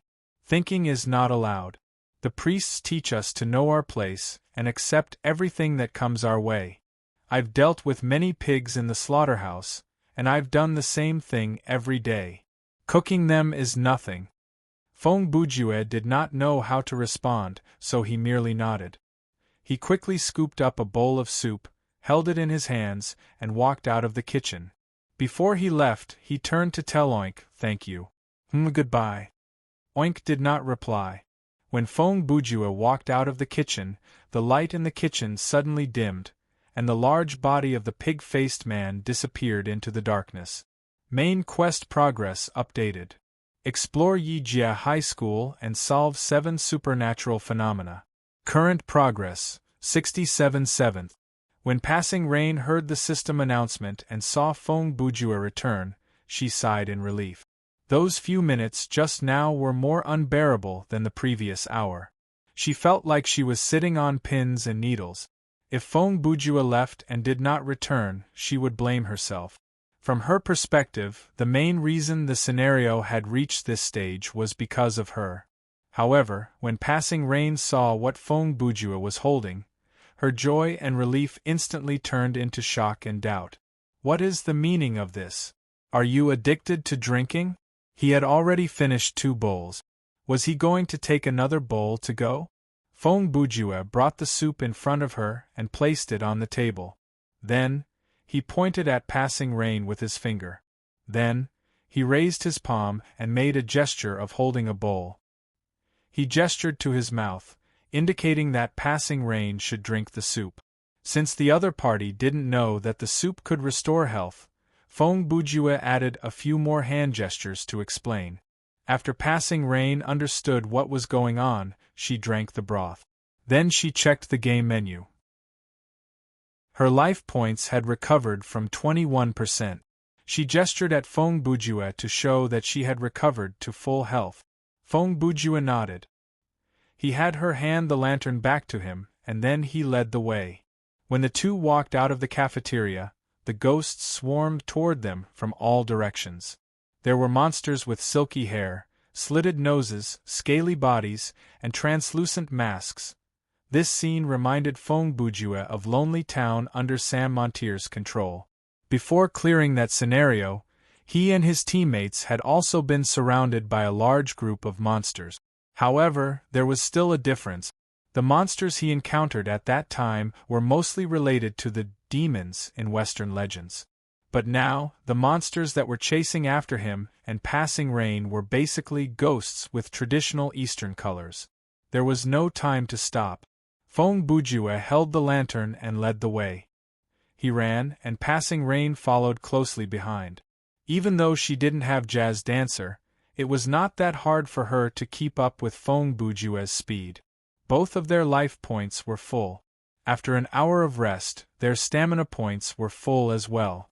Fong Bujue and Passing Rain were confident that even the adversity of being chased by ghosts would not stop them from completing the last mission. They ran, and the ghosts chased after them. After walking around the main building, the two returned to the open field. In front of the school gate, under the moonlight, one could see from afar a solitary figure standing there. No, a ghostly figure. It was a little girl in a red dress. When she entered Fong Bujue and Passing Rain's sight, the song started again. This time, it was sung directly by the ghost. Accompanied by her singing, the surrounding scenery began to change. The bright moon was covered by a layer of black curtain, faintly discernible. The school building, plants, sports field facilities, and so on behind the two of them all disappeared, turning into a scene of a mass grave. When Fong Bujue and Passing Rain arrived before the girl, she was at the last line of the song. But this line was different from the one they had heard before. Eerie and bloody. Ghosts chase after you, slow down, slow down. The road to hell is hard for people to walk. The hollow and sorrowful voice stopped there. The little girl giggled. Her laughter made one's hair stand on end. She then opened her mouth and said, "Uncle, Auntie, come and accompany me, okay?" At this point, black blood flowed out of her 7 orifices, and her body floated into the air. Current quest has changed. Main quest updated. Vanquish Fong Yixi's ghost. Conversation restrictions have been removed. The ghost chase will continue until the quest is completed or all players are dead. After Fong Bujue could speak again, the first thing that popped out of his mouth was, "Who is your uncle?" He yelled, put away the lantern, and stepped on the ground. He moved like a rabbit and like a tiger. He pulled out the wrench and swung it at the monster's face. With a bang, he hit the target. A hole appeared on Kiyizi's face, and black blood gushed out. However, as the boss of this scenario, she naturally would not die so easily. From the fact that she was still floating in the air, this attack was not fatal. Fong Bujue gripped the ghost's neck with one hand and used the wrench to hit her repeatedly. He did not care about the blood that splashed on his face, and when he hit her, he did not forget to add, "You should call me Big Brother." Ha ha ha ha. Ha ha ha ha. Kiyizi started to laugh madly. Even though the bones in her head were twisted, she did not mind it. Furthermore, the effect of brain concussion did not trigger once on her. Instead, it was Fong Bujue's life points that were mysteriously decreasing. Black blood, laughter, or simple contact would cause him to lose life points. He could not tell for now, so he could only continue to hit her, hoping that his attacks would have some effect. Passing Rain watched this from the side and thought it was funny. Actually, she wanted to mock the auntie, but seeing Fong Bujue's agitated and immoral reaction, she calmed down. She realized that she should not be in the same boat as her brother Ju. "Has your sorcery mastery been unlocked?" Passing Rain asked as she walked over with her sword. Her movements were neither fast nor slow. The horde of ghosts that came from the mass grave did not seem to pose any pressure on her. This was because her eyes had already locked onto the target that she needed to kill. "Yes," Fong Bujue replied. "What's wrong?" 1 second after the question left his lips, He understood the answer and immediately said, "Oh, only those with sorcery mastery can actively come into contact with these ghosts, right?" "Yes." Passing Rain returned to her usual concise style. After replying, she flashed to Kiyizi's side. Her heart was as still as water, her eyes were cold, and her sword lashed out. A cold light flashed, and before Feng Bujue could react, Kiyizi was cut in half at the waist. A shrill scream echoed through the night. The next second, black blood gushed out from the wound at the monster's waist. In that moment, it was like someone had cut open a juicy orange. Feng Bujue saw this and quickly jumped away. If he stood still, he would become a shower. As the saying went, there was nothing to be afraid of. Feng Bujue's attack might have looked vicious, but it was like scratching an itch for the monster. If he was trapped on the 13th step earlier, he would have died even if he had 3 lives. But Passing Rain only needed 1 slash to solve the problem. This was a talent that she was born with. It was like the masters in wuxia novels who could see through their opponent's Achilles heel and win with 1 hit. Current quest completed. All main quests have been completed. You've completed the scenario. Automatic teleportation in 180 seconds. No way, Feng Bujue said.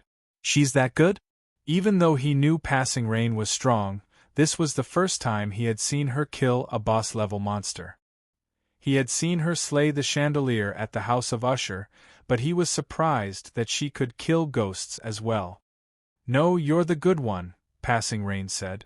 "This time, it's all thanks to you." When they spoke, Kiyizi landed on the ground and dissolved into a pool of black blood. The large group of ghosts disappeared with the illusion of the mass grave, and the scenery of the school reappeared. The two stood at the gate and the moonlight shone down on the ground. The sign of Yijia High School appeared before their eyes again. Everything seemed as if it was a dream. It was so illusory yet so real, and the strange and terrifying scenes from before were still vivid in his mind. The soul in the old well, the strange arm, the cradle of the dead, the blood shadow, the butcher of heaven, and the Kiyizi earlier.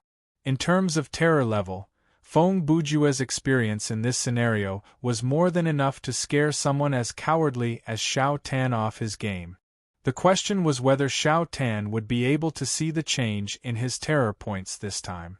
"We'll talk more in my meeting room later," Passing Rain added. In other words, she wanted to finish the scenario first.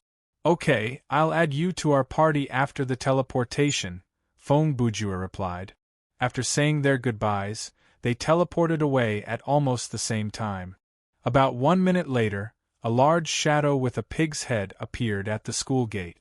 It pushed a trolley filled with cleaning utensils and stopped beside the pool of black blood. It soaked the mop in the bucket and slowly started to mop the ground. Upon closer inspection, the end of the mop did not appear to be wrapped in cloth but black hair. Chapter 90.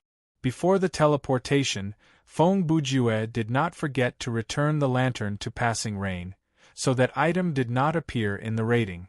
The reward from this scenario was quite high.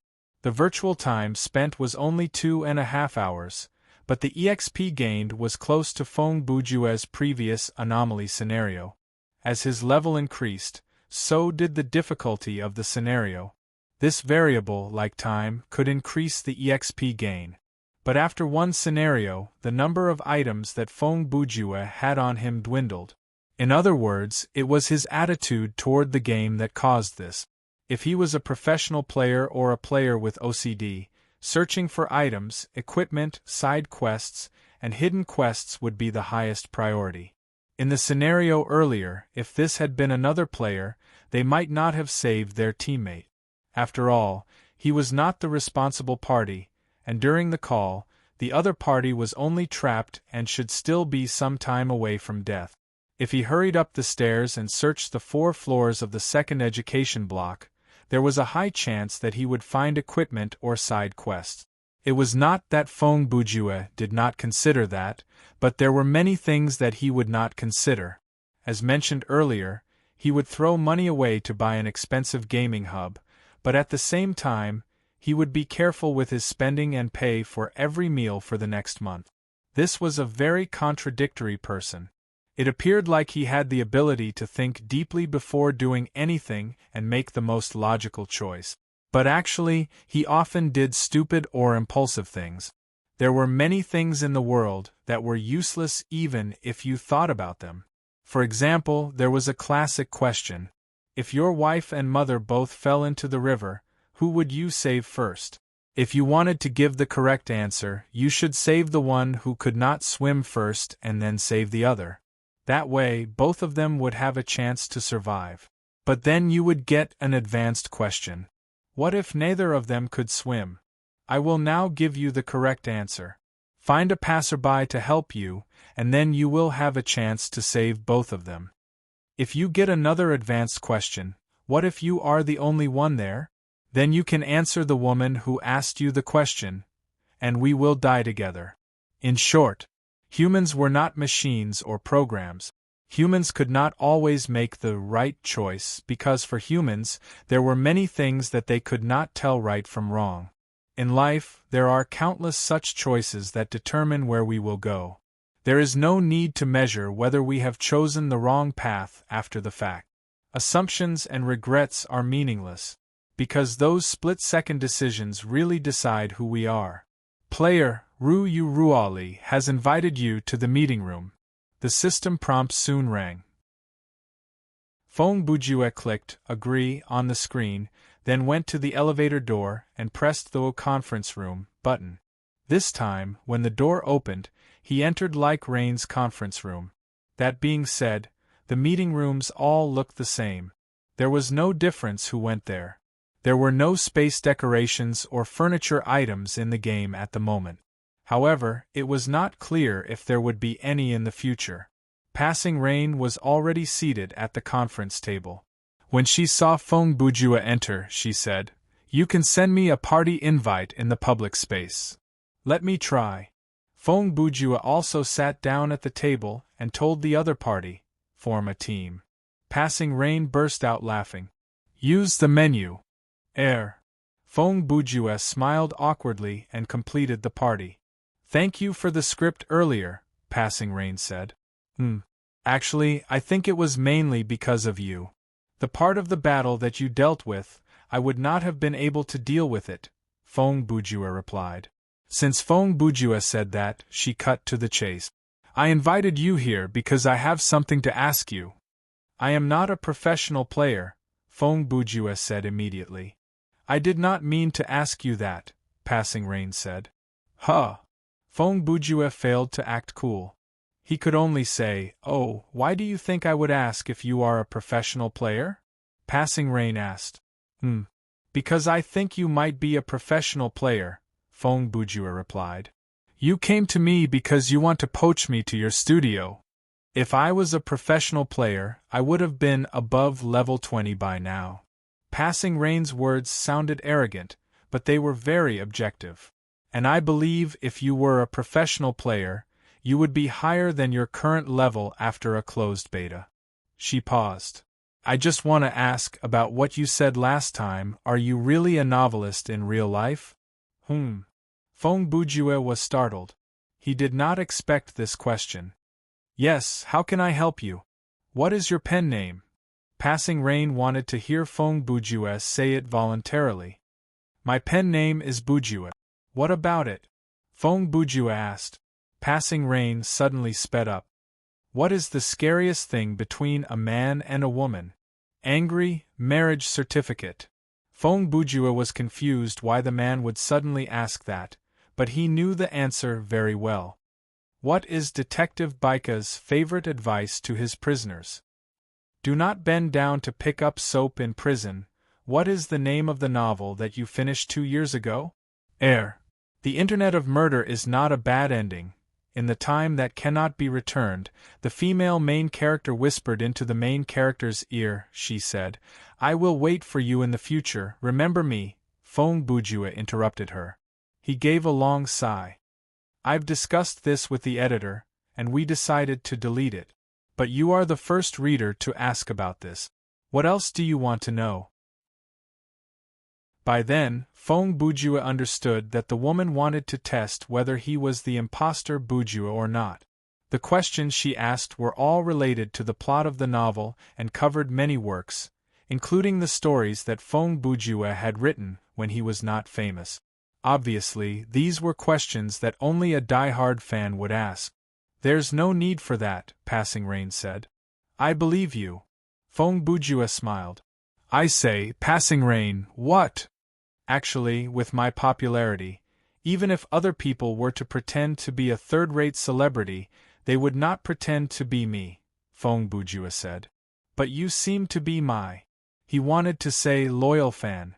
But before he could say the last few words, Passing Rain interrupted him. "No. Then, how come you know so much? I have a good memory. And you know, I have a wide range of reading." Feng Bujue smiled awkwardly. "Fine." Passing Rain maintained her icy tone, and there was no change in her expression. She reacted quickly. She tried her best not to admit that she was a die-hard fan, and this made Feng Bujue speechless. Suddenly, he thought the girl was quite cute. Feng Bujue was naturally overjoyed when he realized that his in-game friend was his loyal reader. A narcissistic sense of superiority washed over him and covered his own face. Passing Rain immediately changed the topic. "Oh right, I wanted to ask, are you interested in forming a club? I've been busy these past few days. I haven't read the game description for the open beta yet." Feng Bujue replied. "Other than having a uniform badge on the clothes, what other benefits does a club have? There will be an additional public storage function in the storage room. There will be an additional club option in the social panel. When forming a party, for every additional member in the party, there will be a 1% increase in experience. If there are 6 people in the party, then the experience will increase by 5%. Also, based on the club's ranking on the 2 leaderboards, the system will randomly give all members 2 buffs. The buffs will refresh once a week." Passing Rain mentioned a few key points. Of course, she couldn't explain them as clearly as the system did. As for the details, they would have to read the game description. In short, from an objective point of view, forming a club did have many benefits and no disadvantages. Sounds like it's not a bad idea to start a club," Feng Bujue muttered to himself. "Don't forget to add me after the meeting." Passing Rain thought that Feng Bujue had already made his decision. Feng Bujue thought about it and said, "To be honest, with your ability, why don't you apply to join a bigger club? They won't reject you, right? Big clubs usually have the background of a gaming studio or are opened by rich and idle players." Actually, Passing Rain's own family situation was also in the category of rich and idle, but she didn't mention it now. The former is to recruit players outside of the gaming studio to expand the club's strength. Outsiders have no access to the core resources. Powerful players enter to exchange their strength for benefit. It's just a transaction. As for the latter, non-professional players invest money to expand the club for no other reason than to become famous, to feel good, and to pick up girls. Recruit some powerful players to fill up the front. Recruit some normal players to work for the club. Recruit some beautiful players with bad intentions. Feng Bujue listened to her description and was a bit surprised. This was the first time he had heard a girl use such a cold tone to describe such things. It was also the first time he knew that there was such a heroine in the world who could say the word, "pick up girls," without any sense of awkwardness. To put it simply, find like-minded friends to play with and stay in a small club. Passing Rain finished. Feng Bujue laughed. "Who would have thought you and I are really—" He paused. He wanted to say birds of a feather, but he changed his words. Great minds think alike. I'm going to get my reward and take a stroll around the market." Passing Rain didn't continue. She stood up and said, "If there's nothing else, let's lock onto Area 10 of the market. Maybe we'll meet there." Feng Bujue also stood up and said, "Then I'll go look at the game manual and do some preparation work. I'll let you know when I'm done." The two said their goodbyes and opened the door of the meeting room twice to return to their respective login spaces. The content of the patch for the open beta was not much, at least not as much as the full game manual that Feng Bujue had read during the closed beta. He only took 10 minutes to finish reading it. As for the guild, it was very similar to the guild system in other online games. The conditions for establishing a guild weren't too excessive. As long as the player reached level 10, paid the system 100,000 game coins, and found 3 other people to sign their names, it would be fine. After Feng Bujue saw this condition, he instantly guessed. Frost Monarch and his gang probably only had 4 people in the club. Regarding the money, Feng Bujue was a bit hesitant. He could afford the 100,000 game coins, but after that, he would have to postpone the purchase of equipment to increase his stat. On this matter, Passing Rain had taken it for granted. She didn't care about 100,000 game coins at all. Based on the exchange rate, it was less than 50 renminbi. Furthermore, it would be unreasonable for a player who had participated in the closed beta to not have 100,000 game coins. Feng Bujue did not dwell on this for too long. After all, he could play without the equipment. Furthermore, he had quite a bit of money now. After the previous scenario, his game coins had increased by another 80,000. If everything went well, the Key's hooded top from the auction house could provide him with another 140,000 game coins. In any case, as long as he endured 1 or 2 more scenarios, he would have everything by level 15. Currently, Feng Bujue was still level 13. His overall status was as follows. Title: Cold-Blooded Headcracker, EXP. 8700130000. Skill points: 660 game coins, 242000 mastery, general ability E, workmanship E, sleuthing E, fighting E, marksmanship D, medic F, sorcery F. Inventory 410. Mario's wrench, Eye of Hostility, M1911A1 pistol, Echo armor. Footwear, jazz shoes. Storage room 210. Puzzle card, Monkey, Casey Jones's mask skills.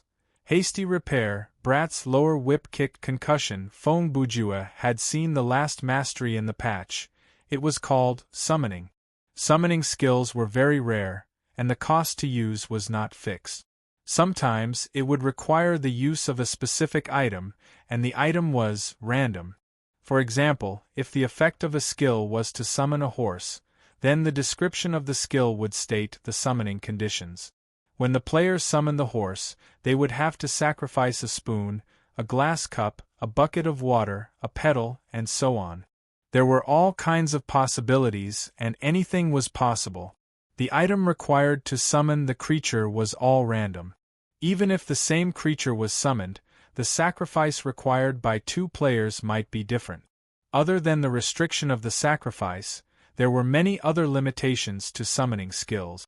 It could only be used once in a scenario, it could have a very long cooldown, and it could only be used under certain circumstances.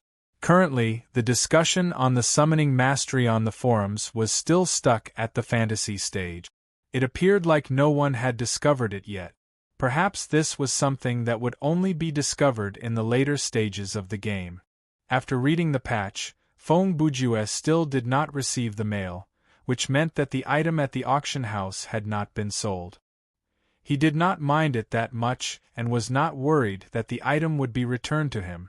Perhaps for a normal player, the item was dangerous, but for a professional team, this kind of item that came with unlimited taunting was not bad for the player who was responsible for tanking the monster. If he ran into a gaming studio who knew its value, he would definitely buy it. Feng Bujue then went to the storage room to claim the reward for the terror rating. Since he wanted to reach level 15 as soon as possible to equip Casey Jones' mask, he chose the EXP reward. Based on his current EXP gain of 40%, Feng Bujue gained 5,200 EXP. The system quickly announced that he had reached level 14. His stamina points increased to 1,400, and his EXP increased to 900140000. If he could increase his EXP to 60% of his current level in the next scenario, which was 8400140000, then with another reward, he would reach level 15. Then, Feng Bujue came to the other glass tube and drew the learnable skill card that he had obtained from clearing the scenario. What he anticipated the most was the skill from the new mastery, sorcery, followed by the fighting mastery. Honestly, his combat ability was too weak. It was brutal, but there was no skill to speak of. The only active combat skill was Naughty Kid's lower whip kick.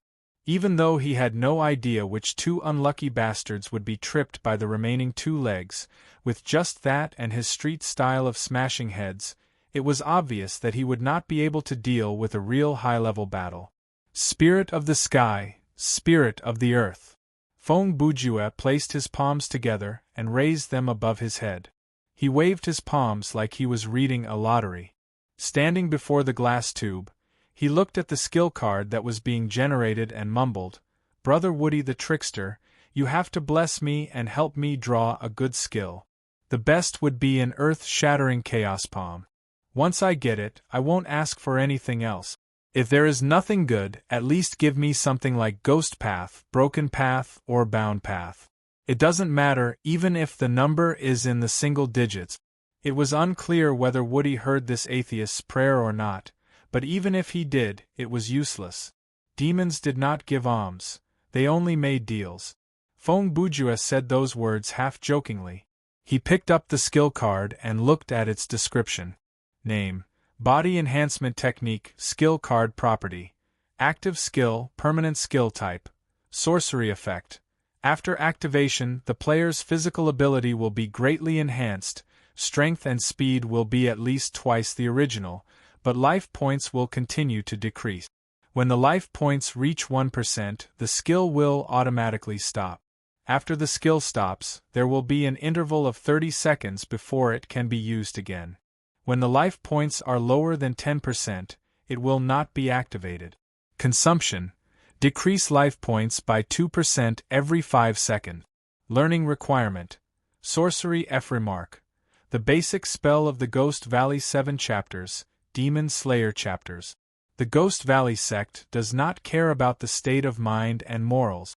It is a different path from the Orthodox sect. Even if it is just a beginner's skill, it can quickly increase the power of the practitioner. Chapter 91. Feng Bujue was overjoyed. Even though the effect of this skill was different from the kind of skill that he had imagined, it would greatly increase the power that he could unleash in battle.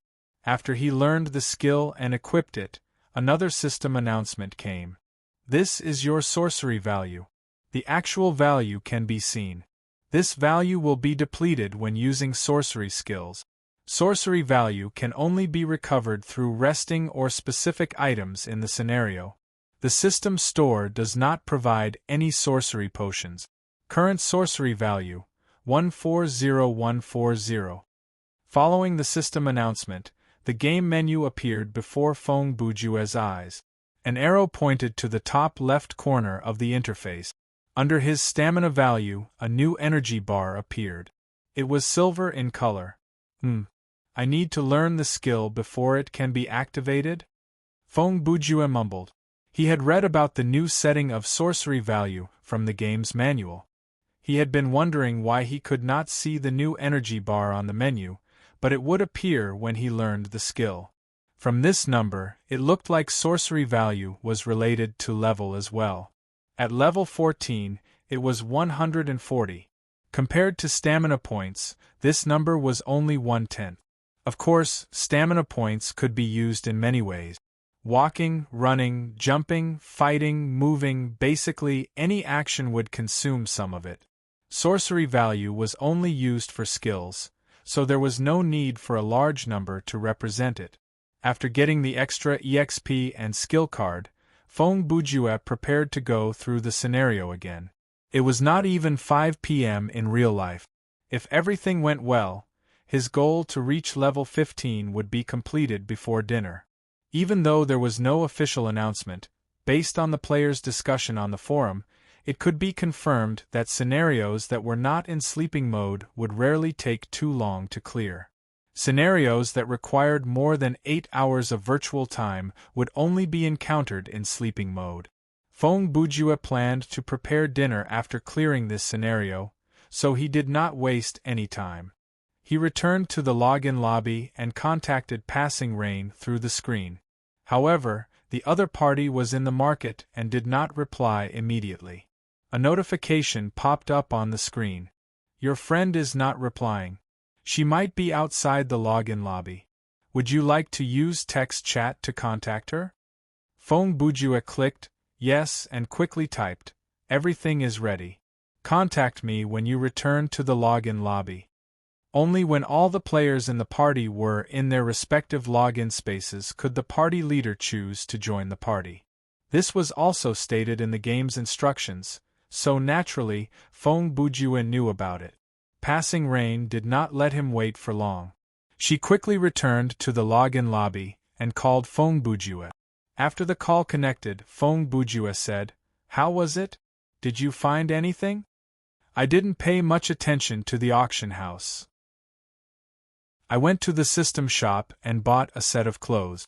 I chose an attribute that increases spiritual energy recovery speed," Passing Rain replied. Feng Bujue was slightly surprised when he heard this. He had originally thought that Passing Rain's growth path would definitely be towards fighting. He hadn't expected her to choose a bonus related to a new mastery.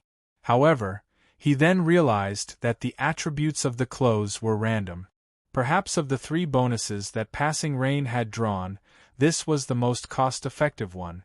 Or perhaps she had chosen to focus on fighting and sorcery as her main growth path. After all, it was not worth it to focus on only one mastery in the game. Oh. Feng Bujue gave a curt reply and then continued, "By the way, to start a guild, you need 3 signatures. There are only the 2 of us, so that's not enough. Are you going online tonight?" Passing Rain did not seem to hear Feng Bujue's question. Instead, she tossed back an awkward question. "Your friends including me, there are less than 3 people online?" Yes." Feng Bujue dragged out the word for a second before giving an affirmative answer. "Let me guess. Wang Tanji, Long Aomin, and Xiao Bonehead are all of your friends other than me?" Passing Rain asked again. Xiao Bonehead should be Passing Rain's nickname for Laughing Soul. Feng Bujue thought about it when he heard it. He pretended to think for a few seconds before taking a deep breath. He hissed through his teeth and then helplessly replied, "Yes, that's difficult. I'm in the same situation as you." F***ck. Feng Bujue cursed internally, but that was all he could do. In real life, he laughed drily and replied, "Ha ha ha. That's why I'm asking you, are you going online tonight? I'm not sure about Brother Long, but Xiao Tan should be online. Including you and Laughing Soul, we have enough signatures." That's not a problem," Passing Rain replied. "But we won't be online for too long. Staying connected for too long is not good for your body. I suggest you take note of that. Hey, before I met you, I was only online for 1 hour. Just because you saw that I was online, you assumed that I was addicted to the game all day long." Feng Bujue gasped internally, but he could only reply weakly, "Thank you for your concern. Other than that, it's important to eat on time. After we clear the next scenario, it'll be 5 or 6 p.m. You'd better go offline and have something to eat," she added in a calm tone. "That's what I thought. Who would be so addicted to the game? Do you think I'm a high school student? Now that you've said that, even if I go offline, it'll be pointless." Feng Bujue kept the complaints in his heart. He was so uncomfortable that he made threatening gestures in his own elevator. After all, the other party could not see him. If Feng Bujue was close to Passing Rain, he would have spilled the beans already, but they were not friends who would speak freely, so Feng Bujue could only reply, I understand." He felt like if this conversation continued, the atmosphere would turn into a mother lecturing her son, so he quickly changed the topic. To eat on time, we'd better queue up. Okay, Passing Rain replied curtly. Fong Bujua felt like he had been pardoned. He gave a long sigh and quickly worked on the screen. Fong Bujua, level 14, like Rain. Level 14. Please select the game mode that your team wishes to join. You have selected Team Survival Mode, Normal. Please confirm. Confirmed. The number of team members has been randomized, 5. Your team has joined the queue. Searching for other players or teams that are ready. Matching complete. Coordinating nerve connection. Generating scenario. Downloading. Please wait a moment. Chapter 92. The scenario was based on Richard Cornell's short story, The Most Dangerous Game. If there was a similarity, it was not a coincidence. Welcome to Thriller Paradise, a low male voice said. Download complete. You are currently in Team Survival Mode, Normal.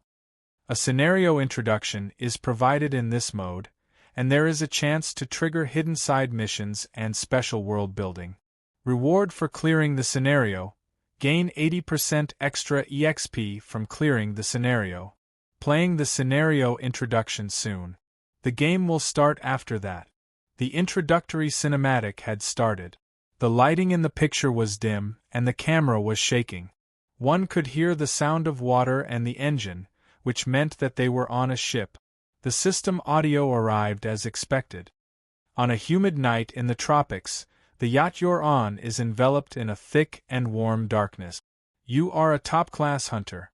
With your sharp senses, you notice the existence of an island somewhere on the starboard side of the ship through the black velvet night. The captain tells you that on old nautical charts, this place is known as a ship trap. The sailors gave it this suggestive name. Their fear of that place has reached the level of superstition. A superstitious sailor can infect the whole ship. A nervous sailor can lead to an accident. Your ship sank, and you swam toward the island in the darkness. You were as helpless as a lone boat in the sea, but you tried your best to climb up the rocky shore. You escaped from the current, and the jagged cliff appeared in the darkness. You climbed up step by step, and the skin on your hands was scraped off. You used up the last of your strength, and finally you arrived at a flat piece of land at the top of the cliff. The thick forest stretched all the way to the edge of the cliff. You had no energy left to move forward, so you collapsed to the ground and fell asleep. When you opened your eyes, the position of the sun showed that it was already afternoon. You saw human footprints on the muddy ground at the edge of the forest. You followed the trail through the forest and came to the center of the island, where a castle was built on top of a cliff.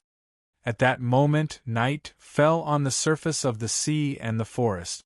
After hearing that description, the players officially entered the scenario. The 5 players stood at the bottom of a set of stone steps outside the castle. The moon and stars shone brightly, and in this relatively open area, they could see quite clearly without any lighting equipment. Passing Rain stood beside Fong Bujua. She had already changed her attire. She wore a tight black cotton vest and a pair of black hiking pants. There were several pockets on both sides of the pants. It looked very practical. The shirt was sleeveless, tight, and light. It allowed her to move her arms more freely. She also wore a black leather glove on her right hand. However, she did not wear it on her left hand. Her right hand was the hand that held the sword. It seemed like this was intentional. Although the pants did not show the lines of her legs, but Fong Bujua looked at it from a close distance, Ru Yu's figure was definitely curvaceous. Her slender waist and her towering upper body formed a sharp contrast, causing people to have wild and fanciful thoughts. However, in virtual reality games, most female players looked like this. Passing Rain had purposely changed her appearance to make it less eye-catching. Among the other 3 teammates, there was a female player. Her ID was not a scaredy cat. She was level 16, and her title was hide and seek. She wore a pale blue, medieval-style sorcerer's robe that reached her knees. She wore tall boots and white silk stockings. Since the game did not allow her to wear skirts, she chose a pair of short pants that showed off her thighs under the robe. In terms of appearance, not a scaredy cat looked around 18. She had big eyes, a small nose, a small mouth, skin as white as snow, and a perfect body. After all, as long as she was thin in real life and did not look too weird, she could become a goddess in virtual reality. However, that cute ID, cute title, and cute appearance made Feng Bujue feel like he had been tricked. The remaining two male players were most likely from the same queue. Both of them were LV-15. One of them was called One Sword Stroke, but his title was Noob Swordsman. The other was called One Blade Stroke, but his title was Beginner Blade. Both of them looked like they were in their 20s. Not only were their nicknames similar, but they were also dressed in the same way. They were both dressed in green robes, and their hair was messy, draped behind their neck. They looked like ancient chivalrous warriors. This reminded Feng Bujue of Pan Feng and Hua Xiong, who he had met many years ago.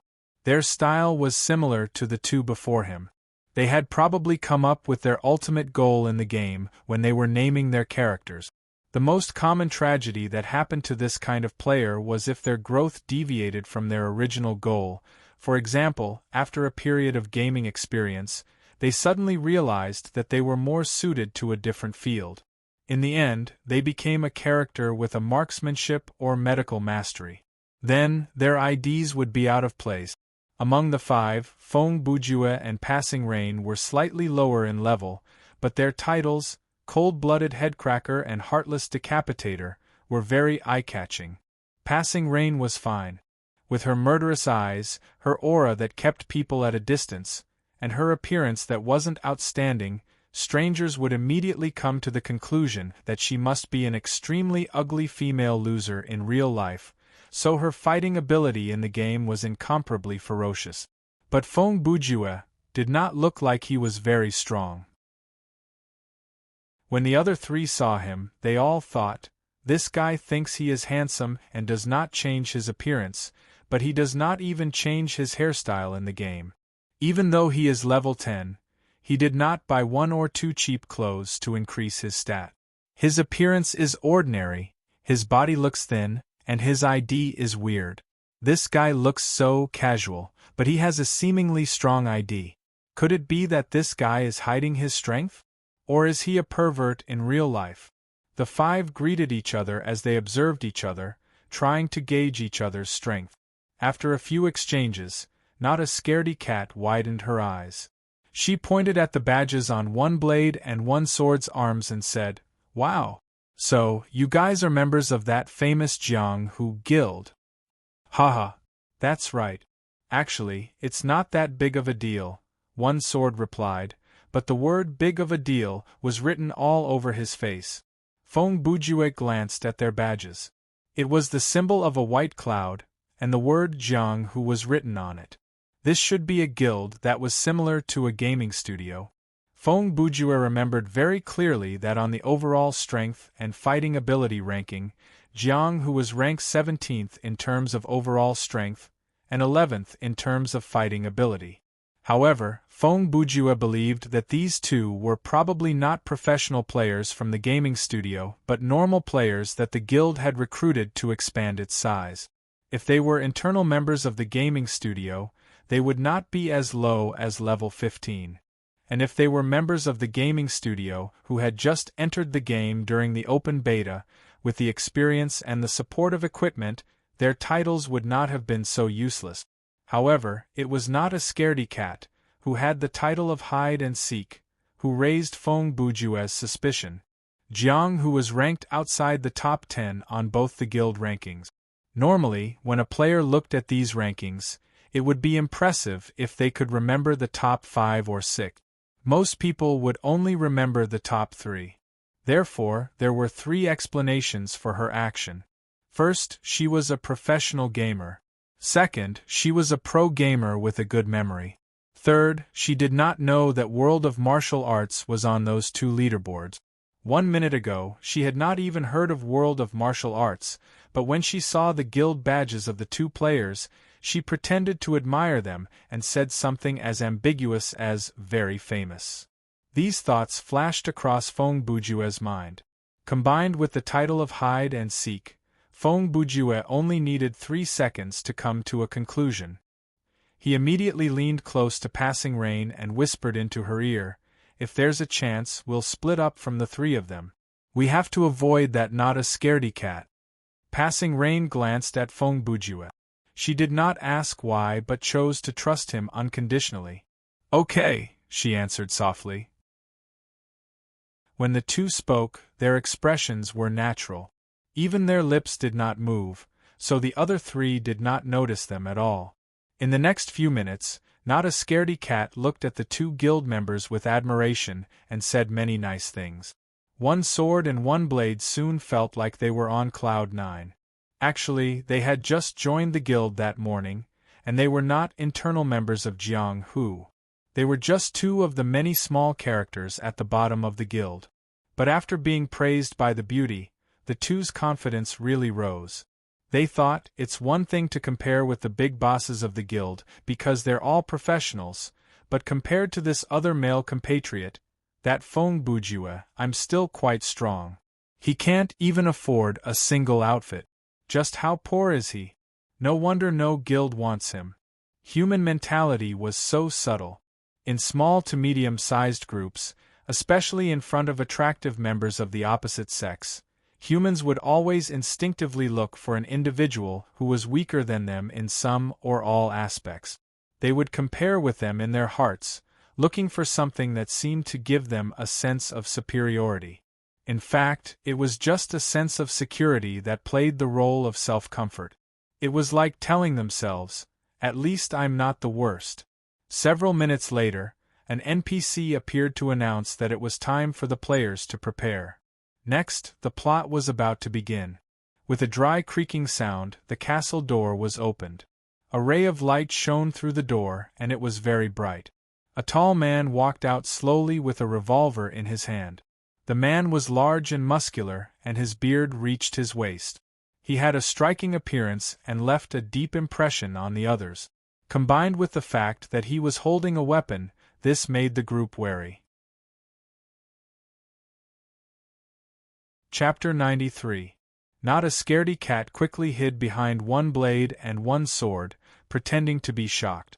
The 2 took out their weapons and stood before her, preparing to deal with the man's possible attack. "Let them in, Ivan." A man's voice came from the door behind the man. "They are my guests." The voice was polite and had a slight accent. Hearing that, Ivan put down his gun and walked back to the door. He used his muscular arms to open the door and then looked at the players silently. Main quest triggered. The system announced, and everyone could see the quest content in the menu. Enter General Zurov's castle and listen to his explanation of the game rules. When Feng Bujue saw the quest, his expression changed quickly, and he mumbled softly, "General Zurov. Ivan. Wait. I am a hunter, and I came here because of a shipwreck." He suddenly raised his head, and his eyes were serious. The most dangerous game. Richard Cornell.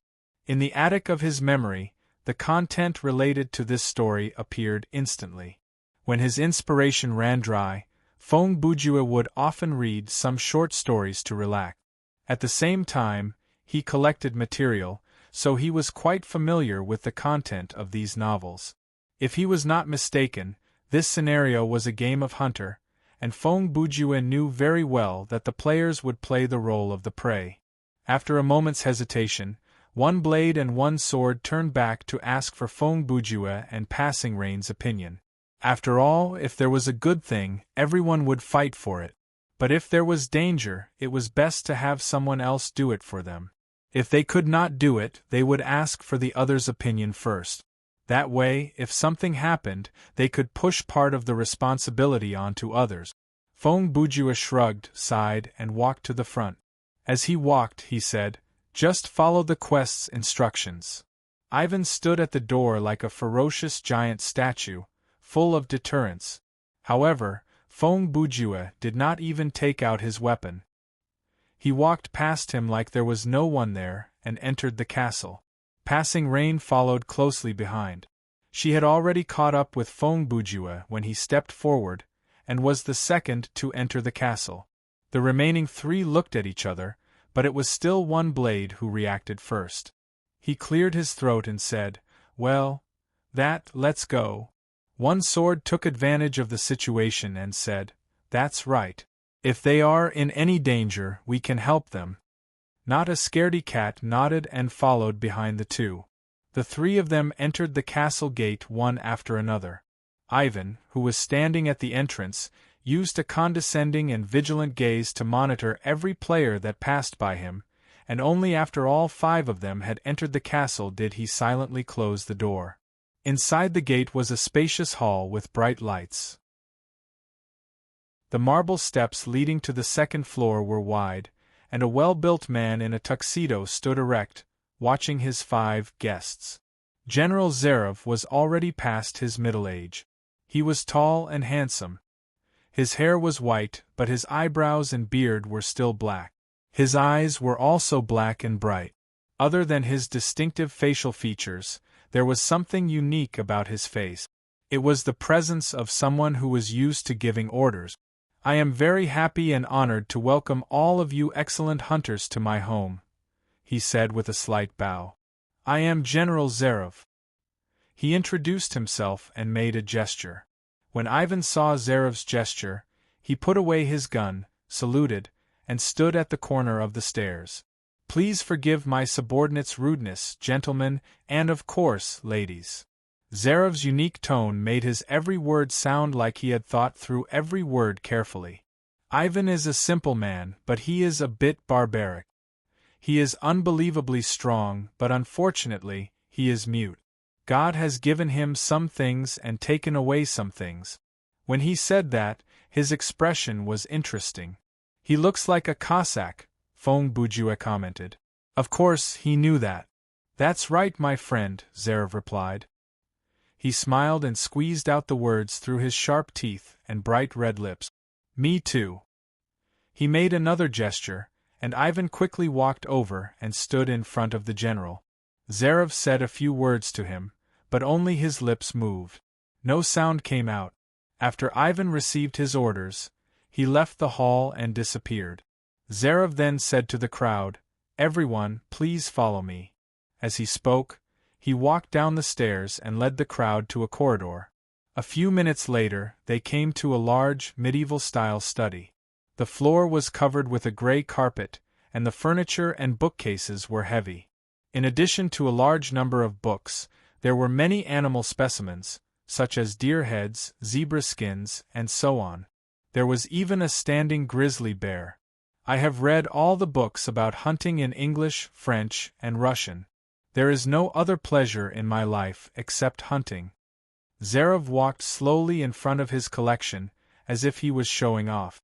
"Did you see the head of the South African black buffalo?" Feng Bujue replied, "Impressive. That thing caught me and threw me into a tree. My bones were broken, but in the end I still took care of the beast." Zarev seemed to remember the hunt vividly. Feng Bujue understood the meaning of these words. Based on the information provided by this line of dialogue, the players should have an idea of the strength of this boss. I think the South African black buffalo might be the most dangerous type of large game.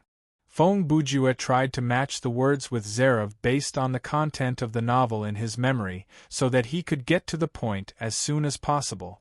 The general suddenly fell silent for a moment. Then he cast a meaningful look and said slowly, "No, that is not the most dangerous." He walked to the desk and picked up a bottle of whiskey. He raised it and looked at everyone. "Want some?" "No, thank you," Feng Bujue replied. Zarev poured himself a glass. He took a sip and said, "On this island, which is my territory, I have invented an even more dangerous type of hunting." "Invented?" Feng Bujue asked knowingly. "Haha. Yes, invented." The general nodded with a smile. "You must be curious.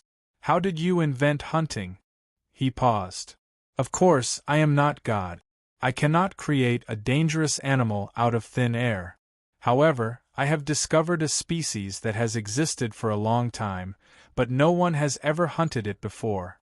They are not native to this island, but I can get them myself. What kind of game did you introduce, General? Could it be a tiger? Fong Bujue was still matching words with the boss. Aside from passing Rain, the other three were a little confused. They were all thinking, this kid is too into the role.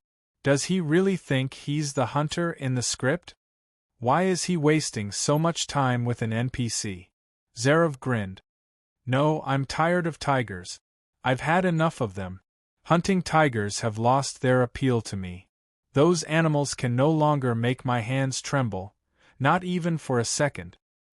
He took out a golden cigarette case from his pocket and held a long black cigar in his mouth. The cigar had a silver logo on it, and when it was lit, it emitted a fragrant smell like incense. I am the kind of person who is born to enjoy danger, but most animals no longer make me feel threatened. Zerov blew out a puff of smoke. God made some people into poets, some into kings, some into beggars, and He made me a hunter, the best, the strongest. His expression dimmed. But after a period of happiness, one day, I realized that hunting no longer attracted me. You are also a hunter. Can you guess why? If you view hunting as a sport, you always know you will win before the game starts, right? Fong Bujue asked. Yes, I did not expect you to understand, Zerov said happily. Zerov said happily. I always succeed in hunting my prey because they are just animals. They have nothing but their legs and instincts. But I am a human with intelligence. Using intelligence to compete with instinct is not fair. When I realized that, I felt so sad, so sad. He took another puff of the cigar. Until one day I had an inspiration. I realized that there is something that I have not hunted before. They are the perfect prey because they can think. At this point, other than Fong Bujue, the other four finally understood the basic situation of this scenario. General Zerov was an anti-human madman who hunted humans for the thrill of it. The mission stated that listen to the rules of the game was the rules of the upcoming hunt. Are you sure this is not a joke? Fong Bujue replied in a serious tone. Of course, he had already confirmed that this was not a joke. I would never joke about hunting, Zerov replied. I bought this island and built this house. The reason I am here is to hunt. This island is an unparalleled hunting ground. The forest is as complicated as a maze. It is filled with winding paths, cliffs, swamps, and most importantly, it is surrounded by the sea. Here I hunt almost every day, and until now I have never felt bored. I am confused, Mr. General. Fong Bujue said. There are 5 of us here. Can't we stop your crazy murder in the study? Ha ha ha ha. Zerov guffawed.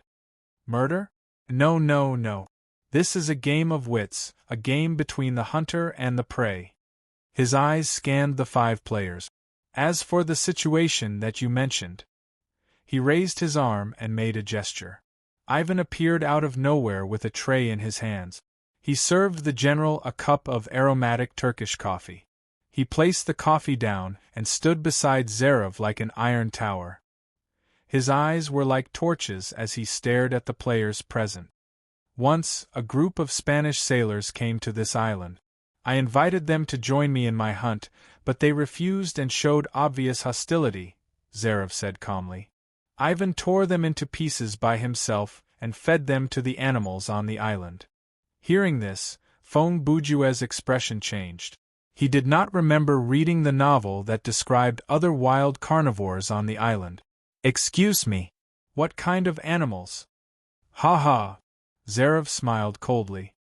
There are too many of them.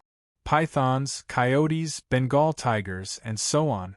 I wanted to make the forest more lively, so I brought in a lot of goods. Humans are not their first choice of food. Usually they eat wild boar the most.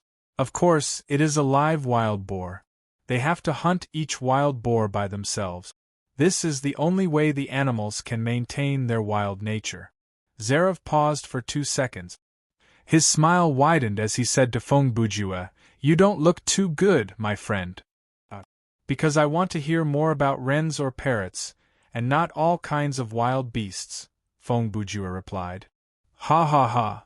You are very humorous. Zarev looked extremely happy. Okay, now let me tell you some things that you need to know about this hunt. He walked to the window and pressed a button on the wall. Do you see it? The general pointed to the sea in the distance. A light quickly lit up there, but it was fleeting. The light from the lighthouse seems to indicate a route, but in reality, this route does not exist. The rocks curled up there are as sharp as razors. They are like sea monsters, and they can crush every ship that passes by as easily as crushing a nut, the general said. I think the ship that you are on has sunk nearby. So, don't expect to escape to the sea to look for help. After showing off the ship's trap, Zarev walked to the window on the other side. He turned on a mechanism, and in the cellar below the window, the light flickered. The shape of the space below was very strange. Many large black shadows walked around, letting out low moans. Their eyes glowed faintly in the dark. As prey, hiding in one place and not moving is a very unwise choice, Zarev said. My hunting dogs are well trained. In my collection room. He glanced at the animal specimens around him and grinned. I mean, in my real collection room, there are many head specimens. Some of them are very clever, but in the end, they can't escape the jaws of my hunting dogs. Zarev closed the window and stood in front of everyone again. Okay, the rules are very simple. There are still 5 hours before sunrise. You can leave the castle at any time, and I will set out to find you in an hour. He put down the cigar and wine glass, stood with his hands behind his back, and stood in a military posture. I don't want you to think that I am bragging, but the number of prey I have hunted is far beyond your imagination. Whites, blacks, Indians, Mongols. There were a few prey that were indeed outstanding. They were resourceful, strong, and had great endurance and adaptability. But, I have to say, so far I have not failed. What if you fail? Feng Bujue asked. I mean, as long as we survive until sunrise, you will lose, right? Ha ha! The general smiled confidently and said in a warm tone, then your efforts will be worth it. I will prepare a single-track sailboat for you and guide you to the nearest town on land. Zarev picked up the wine glass on the table again. You can trust my promise. I swear on my identity as a gentleman, a soldier, and an athlete. Of course, you have to agree not to say a word about what happened here. He lowered his voice. If you can really leave this place. Current quest completed. Main quest updated. The system notification sounded, and a tick was placed next to the original quest in the game menu. A new quest appeared. Escape from the castle and avoid General Zarev's hunt until sunrise. Time until Zarev sets out, 59 minutes. Time until sunrise, 299 minutes. Other than the quest description, the time for these 2 tasks could be checked at the bottom of the quest bar, but it was not accurate to the second. The general sipped his wine, and before the players left, he kindly and sincerely gave a few words of advice. By the way, I suggest that when you are near the castle, try to avoid leaving footprints. That is a low-level mistake. Also, it is best not to go to the southeast corner of the island. There is a big swamp there. We call it the Swamp of Death. There is quicksand there. There was once a guy who thought he was smart enough to go there. My beloved dog, Lazarus, followed him. In the end, both of them died in the swamp. You can't imagine how I felt. Lazarus was the best of my hunting dogs. It was a terrible feeling. Feng Bujue shook his head and turned to leave. He also did not expect that after Zarev had given so many obvious hints, one of his teammates was actually planning an impulsive and foolish act. In a flash, one blade unsheathed his sword and charged forward. With a murderous intent, he unsheathed his sword and swung it horizontally like a charging bull. The distance between him and Zaroff was only about 5 meters. When he saw Ivan at the castle gate, he had already taken out his sword from his bag and held it in his hand. Therefore, his attack this time was very sudden. The other 4 people present were all shocked. One Blade had his own understanding of the plot. He believed that this was the best chance to kill this boss. There was no need for him to run away. He could just kill Zarev right there and then. If he ran out into the forest to face all kinds of unknown dangers, when he was exhausted, he would have the boss come after him with his hunting dogs. That would be a bad move. Since the start of the scenario, only these 2 humanoid monsters had appeared in the castle, and they were just normal humans. How strong could they be? Their physiques were normal, and the weapons they used were normal pistols. From this perspective, this was about 2 centuries ago in the real world. These 2 bosses could not have possessed superpowers. Even if their physical fitness was set to be close to the limit of a normal human being, it would not have mattered because the combat ability of a player was also higher than a normal person's. The key point was that One Blade had a very high confidence that he could take down this boss. His confidence came from a skill, the skill of beginner's blade, decapitation. Chapter 94. Even though One Blade's title looked normal, no matter what kind of title it was, most of the abilities that it gave the player were very useful. For example, Shao Tan's title, Panicked Ambusher, looked much weaker than One Blade and One Sword, but its title skill, Retreating Slash, still gave the player a lot of room to maneuver in battle. No matter how weak, weird, or even wretched the title was, the usefulness of the title skill was undeniable. No matter how weak the title was, it would come with a skill that matched the player's characteristics and would definitely be useful. Of course, useful and powerful were 2 different concepts. A powerful title would naturally come with a powerful skill. The title skill, Decapitation, was the same for beginner's swordsmanship. Name, Decapitation. Special ability type, Active effect. Appear behind the target in an instant and deliver a heavy slash at the target's neck that is 5 times the player's maximum strength. Cooldown time is 2 hours. Can only be used on humanoid monsters. Player must be within 3 meters of the target when the skill is activated. Remark: this skill was created by Guan Xiaoyu, the blade master of his generation. When Guan Xiaoyu was 18, he already had a ferocious face. After 3 years of learning, he became an executioner for the imperial court. At that time, the court was corrupt and eunuchs were in power. Guan Xiaoyu executed many loyal people over the years, and the hatred in his heart could not be quelled. At the age of 23, Guan Xiaoyu decided to step into the world of martial arts and seek revenge. One Blade charged forward. When he was within 3 meters of General Zaroff, his lips curled into a smile. It was as if the boss's head was already in his hands. 1 second later, One Blade disappeared from everyone's sight for a brief moment. He then reappeared behind Zaroff and swung his blade at the back of the man's neck. Then there was a muffled thud. As if he knew where One Blade was going to appear, Zaroff elbowed him, and at the same time the blade appeared, it hit One Blade's ribs.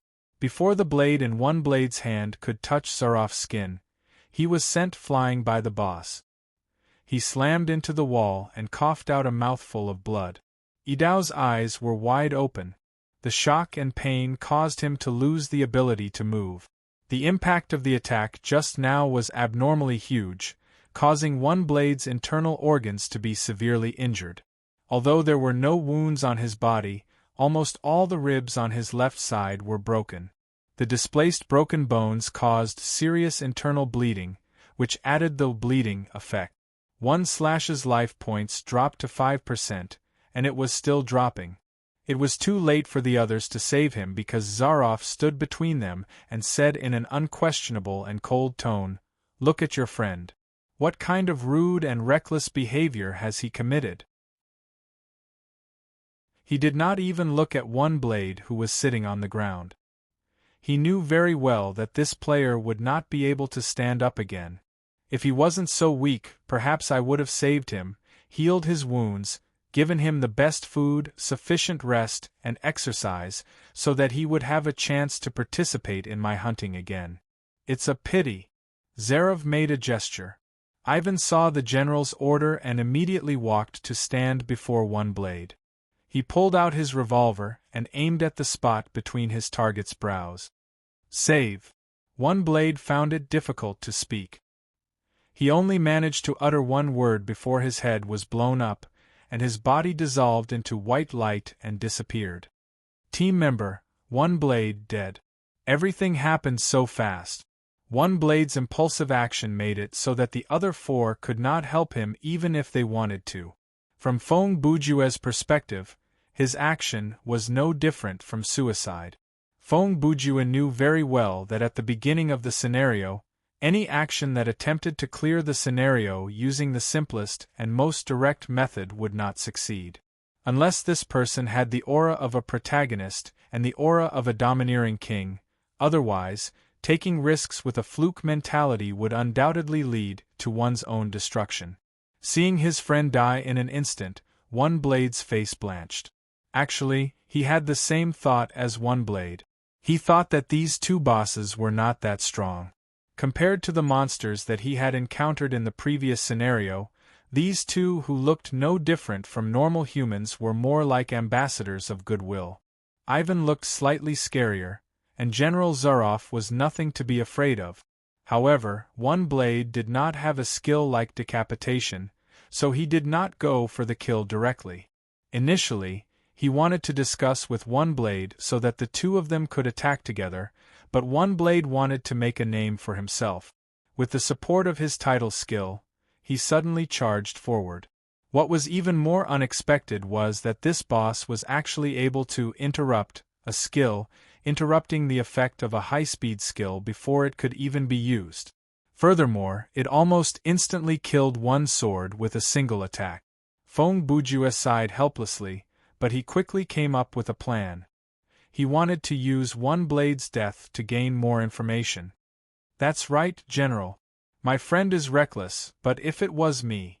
As he spoke, he took out the M1911A1 pistol from his inventory, but he did not raise it to aim. Instead, he held it in his hand like it was a toy. I would have used a more advanced weapon. He tossed a questioning look at the general. You can't possibly be able to catch a bullet, right? Ha ha ha. Zarov laughed again. Of course, my friend. How can a human catch a bullet? He used his hand to knock on his chest, and a heavy thud came from underneath his tuxedo. That's why I've put on some protective measures under my jacket. He paused for a second before adding, but I know that you're an excellent hunter, and your marksmanship must be good. If you can shoot me in the head, I'll face death calmly. As he spoke, he glanced at Ivan beside him. But I don't recommend you do that, because Ivan will avenge me at all costs. Without a commander, he's no longer a soldier, but the world's most ferocious beast. Feng Bujue got what he wanted, so he put the gun away and replied with a smile, Thank you for your kind reminder, General. Then, I think it's time for us to leave. Haha. See you later, my friend. Zarov laughed heartily. His friendly and polite attitude combined with his cold and murderous nature made him a charming villain. His performance was so effortless that it seemed as if he had no weaknesses. It was simply chilling. Feng Bujue gave a look to his three teammates who were still fighting, meaning they could leave now. 5 minutes later, the four of them returned to the stone steps outside the castle. Along the way, they did not even dare to breathe loudly or move. They even had to think twice before making a loud noise. In other words, General Zarov, the boss who had appeared at the start of the scenario, had displayed a power that could make one despair and suffocate. From Feng Bujue's perspective, other than the Master of Time and Sam Montier, of all the NPCs he had met, only Oink from the previous scenario could give him a sense of helplessness. For a boss like Professor Ashford's mutant, General Zarov would probably be able to take care of it with a dagger. In the end, it was Feng Bujue who spoke in a concluding tone to break the silence. Obviously, General Zarev's human appearance does not mean anything. From the perspective of the game, he is a monster. He is a hunter whose physical fitness is 10 times greater than ours. He is a hunter with a meticulous mind, rich in experience, and strong in execution. And we are his target, or rather, prey. Of course, you don't need to tell us that, One Sword said. I don't know if you realized it after listening to my conversation with Zaroff or after One Sword was knocked out by the elbow. In any case, Brother One Sword must have realized it after that, but it was already too late, Feng Bujue said. Thankfully, we still have a chance to discuss this. Wait a minute, One Sword interrupted. One Sword stroke interrupted. I've been meaning to ask this for a while now. At first, I thought you were the type of player who was particularly immersed in the game. That's why you were talking to the boss. But later, I realized that you seemed to know what Zaroff was going to do. What's going on? Actually, explaining this question is just a waste of time, but it looks like if I don't explain it, you won't listen to what I have to say next. Feng Bujue's words, combined with his expression when he said it, could easily be interpreted as, "Since you asked so sincerely, I will be merciful and give you an answer." If you're done, then hurry up and say it, Passing Rain suddenly said from the side. After being exposed, Feng Bujue laughed. Fine, the plot of this scenario should be taken from a novel called The Most Dangerous Game. The story itself is not long, and it basically follows the main character, a hunter who is tricked by Zaroff into coming to the island. Then, he becomes the prey, and a hunting game that lasts for 3 days begins. The main character uses his own survival skills and hunting knowledge to hide and create traps to deal with the general. He successfully survives the time limit and sneaks back into the castle on the 3rd day to win the game. At this point, he paused. However, from the content of the novel, Zaroff could have killed the main character on the 1st day. He just wanted to enjoy the fun of hunting so that he could come out and exercise the next day, so he let the main character go. In the few encounters that followed, even though Zaroff lost a few hunting dogs, he was able to escape from the main character's traps at the last moment. At most, he would suffer some light injuries. As long as he had an excuse, he would temporarily let the main character go and stop the hunt. He would return to the castle to rest before coming back. He wants the hunting to be as fair as possible? Passing Rain asked. Based on the difference in strength between us and the enemy, that can only be a dream. Feng Bujue smiled bitterly. The general just doesn't want his entertainment to end too soon. He paused for a moment before continuing. But Zaroff is indeed a gentleman. Even though his actions are similar to serial murder, he would not lie to us or go back on his word after failing. His advice about the death swamp was also very sincere. It looks like he sincerely hopes that we will be harder to catch, or else his hunting will become very boring. Now I will tell you more about the actual situation. Feng Bujue stopped and left the stone step. The group followed him to the edge of the forest. In the open space, the moonlight was enough to illuminate the area, but when they were close to the forest, other than Feng Bujue, the other 3 all took out their lighting devices. Passing Rain used a lantern, and One Sword and Not a Scaredy Cat both used flashlights, but the models were slightly different. Feng Bujue picked up a random branch and started to draw on the ground. In the study, I stood closer to the front, and I saw a map on Zaroff's table. When he showed us his ship trap, the light from the sea illuminated the shoreline very clearly. After comparing it with the map, I can confirm that the island on the map is the island that we are currently on. As he spoke, he drew an irregular shape that looked like an olive on the ground. This island is roughly the shape of an olive. The castle is in the middle, built at a high point, so you can basically see the whole island. He suddenly raised his head. Can you tell which way is north? One sword raised his head to look at the sky like he was trying to make a random guess. In the end, it was not a scaredy cat who pointed at the night sky and said, "That is the North Star, right?" "Very good." Feng Bujue nodded. He used the branch to point at the map on the ground and continued his description. "This is north and this is south. The swamp is here." He pointed at the end of the olive. Before we confirm the escape plan, I have to mention a few differences between the novel and this scenario. Feng Bujue always appeared to be very reliable and calm when he was analyzing and planning. At this moment, there was no sense of casualness or frivolity about him. In fact, there was a unique charm and persuasiveness in his speech. First, the main character in the novel, if I remember correctly, is called Rains Ford. His game time is 3 whole days, and we only need to escape from the pursuit for 5 hours. It may seem easier to achieve in terms of time, but it is not necessarily a good thing. As I mentioned earlier, General Zaroff has let Rains go several times because he did not want the hunt to end prematurely. However, our situation is different. After Zaroff finds us, he will definitely make his move. Other than that, the novel did not mention any other animals on this island, but when I talked to Zaroff in the study, he made it very clear that there are pythons, wolves, tigers, and so on. Even the mountain boar is quite aggressive. Therefore, other than avoiding the general's pursuit, we also need to be on guard against the threat of those animals in the dark. Third, as you can see, that guy is inhumanly strong.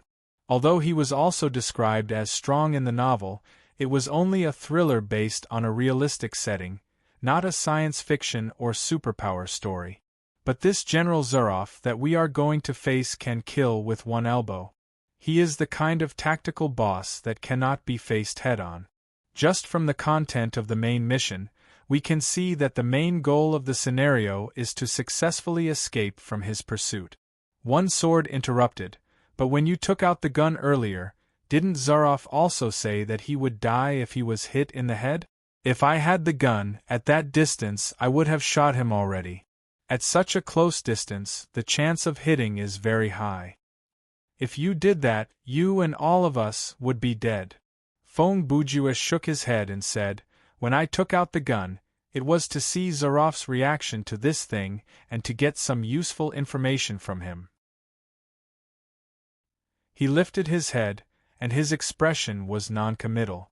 Based on my understanding, the prototype of modern bulletproof vests appeared in the 1950s, and the author of the original novel, Richard Cornell, passed away in 1949.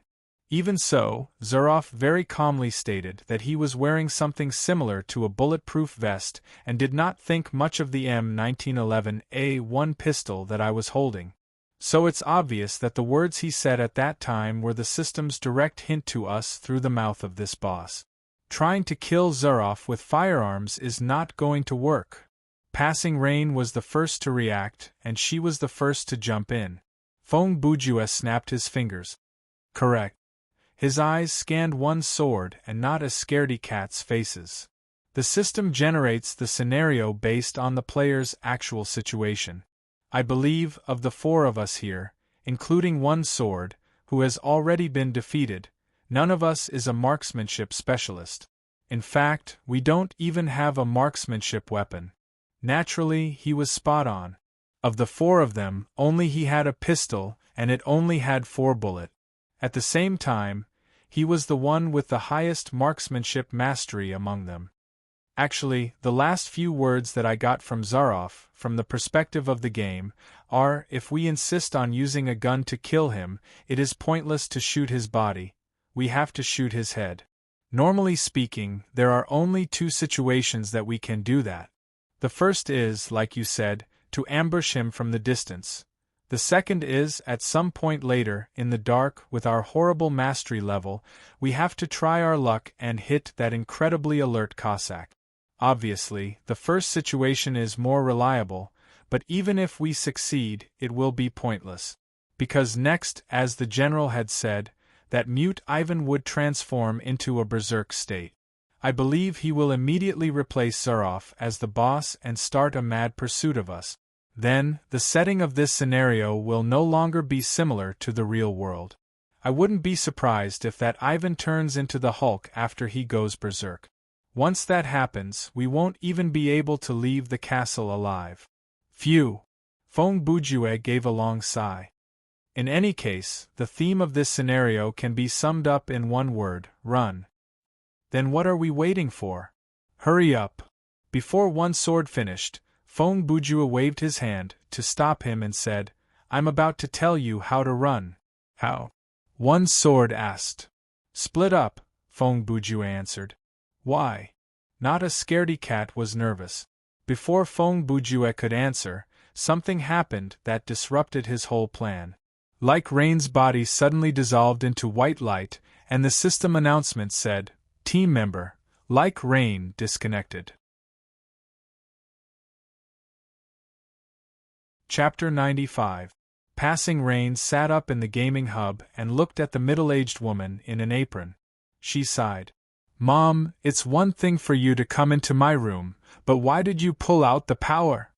I knocked on the door, but you ignored me. Passing Rain's mother laughed. I heard you, but I was busy. In any case, you're disconnected now. Come help me prepare dinner. Passing Rain sighed with complaint. Mom, why don't you ask Dad to help you with something like this? Your dad is hiding in the garage with a gaming helmet. You know where he's hiding, and it's in a man's nature to want to play. As long as it's not too much, we women will turn a blind eye to it. How about I go to the garage today to drag him out? Tomorrow, he'll hide in the basement, and the day after tomorrow, he'll drain the swimming pool and play in it. That's a load of nonsense. Fine, I'll do it. Passing Rain could not do anything about her mother. She climbed out of the gaming hub and obediently went to the kitchen to help her mother. At the same time, in Thriller Paradise, Feng Bujue was standing before a tree, holding the trunk with both hands. He knocked his head like a woodpecker and lamented, This is so f***ed up. This is so f***ed up. Of course, he was just acting to show how depressed he was. He would not really knock his head against the tree. Passing Rain's irresponsible disconnection completely messed up Feng Bujue's plan. Based on his prediction, it would take at least 3 hours for the players to pass through the thick forest from the castle to the edge of the island. And General Zuroff was powerful and knew the island like the back of his hand. Even though he would not be able to travel the same distance at such a high speed, he would probably need at most 2 hours to cover the distance. Feng Bujue's idea was, as long as the 4 of them split into 2 teams and escaped to the 2 ends of the island, at least one team would have a higher chance of survival. No matter whether the boss could catch up to one team or not, the distance between the other team and the boss would be enough for them to survive until the 5-hour time limit. This was a very simple tactic of exchanging space for time. If he did that, the success rate of clearing the scenario would be close to 100%. Even though there was a 50% chance of death for each player, it was still a good deal. After clearing the scenario, the team that was not being chased would naturally receive the reward. The team that was being chased would have contributed greatly to the survival of the other team, so after the scenario was completed, the system would give them quite a bit of EXP. As for which team would die and which team would survive, it was entirely a matter of probability. Who the boss would chase was not something the players could decide. They could only blame themselves for being unlucky. From this point of view, there was a high chance that one sword and not a scaredy cat would accept this plan. In this plan, Feng Bujue planned to team up with Passing Rain because he was worried about not a scaredy cat. Judging from her title, Hide and Seek, and the clues she revealed in her words and actions, her title skill was most likely something like stealth or aggro transfer. If he stayed with her, it would be fine if there was no danger, but if there was danger, he would probably become a scapegoat. However, his speculation was not supported by actual evidence. Even if he said it out loud, not a scaredy cat could deny it. Furthermore, that was probably her gaming style. Since someone was willing to take the bait, why should he ruin the plan? Therefore, when Feng Bujue saw that one sword had the intention to be her protectors, he did not stop them. After all, he was not going to be the scapegoat, and at the same time, he would remind his friends not to fall for it. But now there was a problem. For some reason, Passing Rain had disconnected. If they followed the original plan, then Feng Bujue would have to go alone. There were too many variables involved. The reason Feng Bujue did not plan for the four of them to run in 4 different directions was because moving alone would be too dangerous. If they went alone, they might be killed by a beast or some other unknown factor before they even got through the forest. If the 4 of them split up, they might die one by one on the way. Even if the strongest of them managed to reach the other side of the island, once the boss caught up to them, all their efforts would be for naught. A 5-man scenario, and we've just gotten to the main point, so there are only 3 of us left. Feng Bujue mumbled to himself. If the 3 of us run together, it will be pointless. The boss will definitely catch up to us, so if we stick together, we'll definitely be wiped out. We can't change the plan of running in 2 directions. After he understood that, he returned to one sword and not a scaredy cat and said, "All right, I'll explain the escape plan." "Wait a minute," one sword said with annoyance. "Why are you the one giving the orders? You have the lowest level here, right? Furthermore, based on what you said earlier, the plot of this scenario has nothing to do with the novel, right? Don't you have the same information as we do? Then, you'll be the one giving the orders. What should we do next?" Feng Bujue tossed the responsibility over to one sword. One sword was startled, and he gulped. Due to his lack of confidence, he raised his voice. "We'll run toward the northwest corner and run through the forest until we reach the beach. We'll increase the distance between us and the castle. Zaroff has his hounds. Even if we remove the footprints, it's only a matter of time before he finds us. Therefore, we might as well ignore the footprints and set up more traps along the way to slow him down. When he reaches the beach, perhaps it will already be dawn." "Good idea, you're a genius," Feng Bujue said with glowing eyes.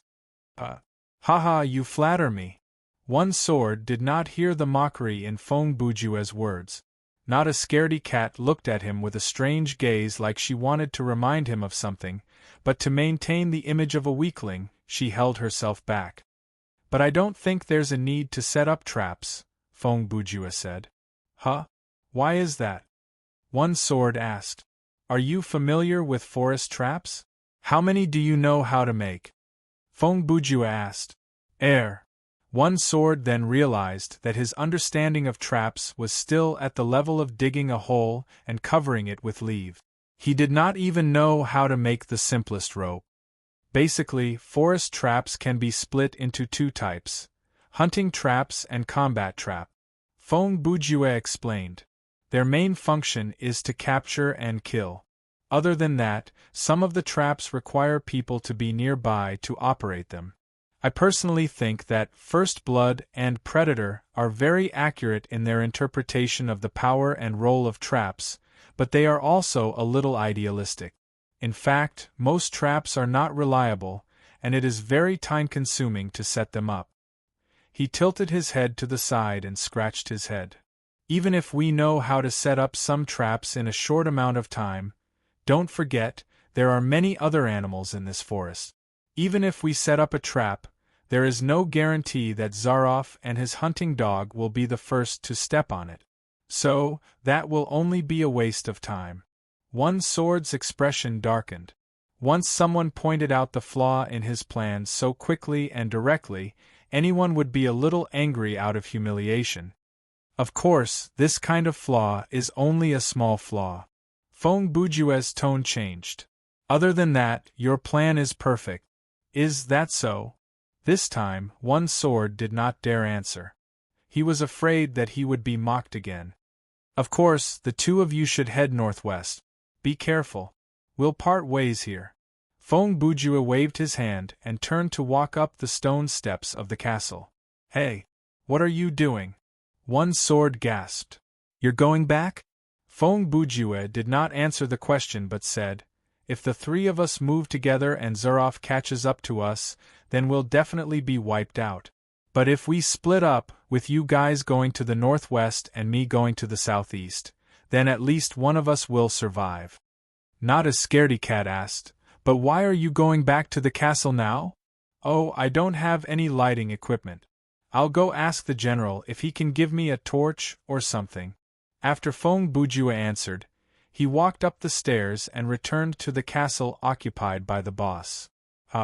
This guy has lost his mind. One sword laughed drily.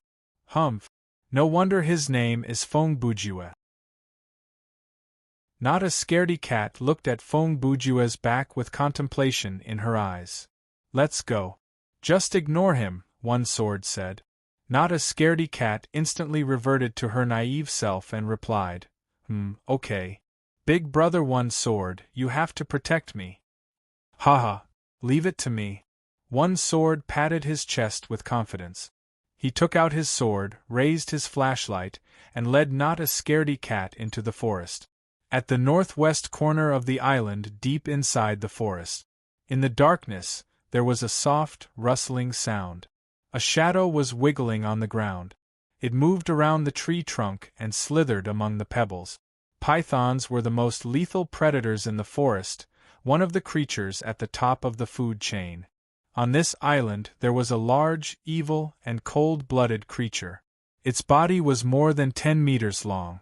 Its head was flat and covered in wrinkles. Its back was black and its stomach was dark brown. There was a thin, vertical white pattern on its back. It was a natural-born killer. Its forked tongue was like a three-dimensional sniffing radar, and its thick body could crush any animal to pieces. There was no poison in its body because it did not need to.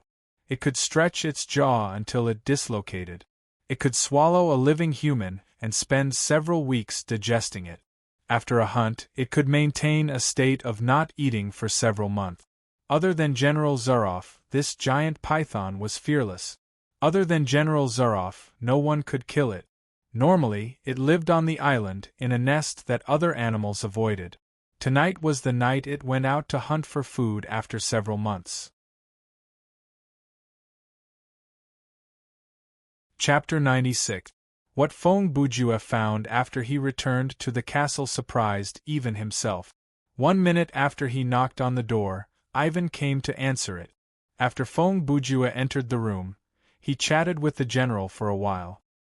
He tried to borrow something like a torch for light, but the general very generously gave him a dagger and a flashlight and advised him not to waste any more time. Actually, in this scenario, the players only needed to ask for them, and the boss would give them these 2 items for free. One was for the convenience of moving through the forest, and the other was for light. As the players' level increased, these kinds of tools would become easier to obtain. This was because normal quality items like these would lose their value after the player's level increased. They would become more like consumables. When the player reached level 20, they would have at least 1 or 2 excellent quality items. Even if they could not find them in the scenario, they could buy them with the game coins and skill points gained from leveling up to level 20. After all, there were many ways to obtain equipment in Thriller Paradise. After obtaining the flashlight and dagger, Feng Bujue started his escape through the forest. Based on his prediction, there should not be any beasts in the forest around the castle. Since the animals acted on instinct, they should know that the area around the castle was the territory of the king of the beasts. Of course, I was referring to General Zuroff and not Qin Yiru. Therefore, Feng Bujue had nothing to worry about when he entered the forest, and he moved quickly. He cut through the thistles and thorns without stopping. He waded through weeds that were more than 1 meter tall, jumped over muddy pits, and circled around steep stone walls. Other than stepping on a pile of feces that he suspected to be made by a coyote, everything was relatively smooth. Warning: General Zuroff has left the castle. When this system announcement came, Feng Bujue looked at the quest tab. It said, "Time until sunrise, 240 minutes." It was around this time that Feng Bujue really entered the stomach of a beast called the forest. He did not know when, but there were several leeches on the back of his neck. When his life points started to drop, Feng Bujue noticed their presence. He lost a little more blood as he scraped the blood-sucking mollusks off the back of his neck with his knife. Fortunately, the game manual mentioned that in such situations, the parasites would not burrow into the clothes and would only attack the exposed skin. Otherwise, Feng Bujue would definitely strip her naked and check her thoroughly before he could be at ease. At this moment, he finally realized the price he had to pay for moving so quickly. The effects of the humid tropical climate were starting to show. His stamina points were dropping at an alarming rate. The effect of jazz dance was obviously limited in the rugged terrain of the forest, and the clothes he was wearing made him feel stuffy and uncomfortable. However, the lesson from the leeches made him not even dare to roll up his sleeves. After another half an hour, the forest in the dark had already revealed its ferocious appearance. The shadows of the trees were like a curtain. When the surrounding trees became denser and denser, Feng Bujue had no choice but to climb to the top of a tree to look at the sky. Otherwise, he would gradually get lost. The deeper he ventured into the forest, the more obvious the difficulty of the environment became. Some areas had 3 to 5 layers of vegetation. From top to bottom, it was like a tent. Even the moonlight lost its effect. The flashlight became Feng Bujue's only hope. When I first saw Man vs. Wild, I thought they were just putting on a show, but now that I'm in the forest, I'm as helpless as a child. It's true that it's not tiring to judge a person's work. The difficulty of traversing the forest is not something that can be conveyed through the camera. Feng Bujue lamented internally. He could not help but be reminded of a rerun of a classic video from the Discovery Channel that he had seen before. The host of the show had given him the feeling that surviving in the wilderness is not that difficult after all. However, he understood now that the act of traversing a long distance with a small knife in the middle of nowhere was not something a normal person would do. Suddenly, from the darkness to Feng Bujue's right, there were 2 animal cries. They sounded like heavy panting, mixed with the sound of wee, wee, wee. It sounded like a wild boar. Feng Bujue's first reaction was to climb up a tree. He did not want to compete with a 4-legged creature in the dark. The cries were approaching, accompanied by the sound of the wild boar's stomping on the ground and its body rubbing against the trees. Feng Bujue quickly climbed up the tree and aimed the flashlight's beam in the direction of the sound. That's not right. There seems to be another sound. Feng Bujue vaguely heard the sound of another animal. He quickly understood why a wild boar would run amok in the middle of the night. 10 seconds later, the wild boar appeared in Feng Bujue's sight. Its 4 limbs were thick and short, and its body was muscular. Its body was covered with a thin black mane. When it charged forward, it was like a small black tank. At this moment, the mane around the wild boar's neck was standing up, and it was constantly barking. These signs indicated that it was quite agitated. It seemed that it had encountered a very powerful predator. As soon as the wild boar appeared, the hunter that was chasing after it appeared. It was a giant python. Although it was not as exaggerated as the behemoth at the northwest corner of the island, this one was not small. In fact, most people would find it difficult to imagine how big a python could swallow its prey. Let's put it this way.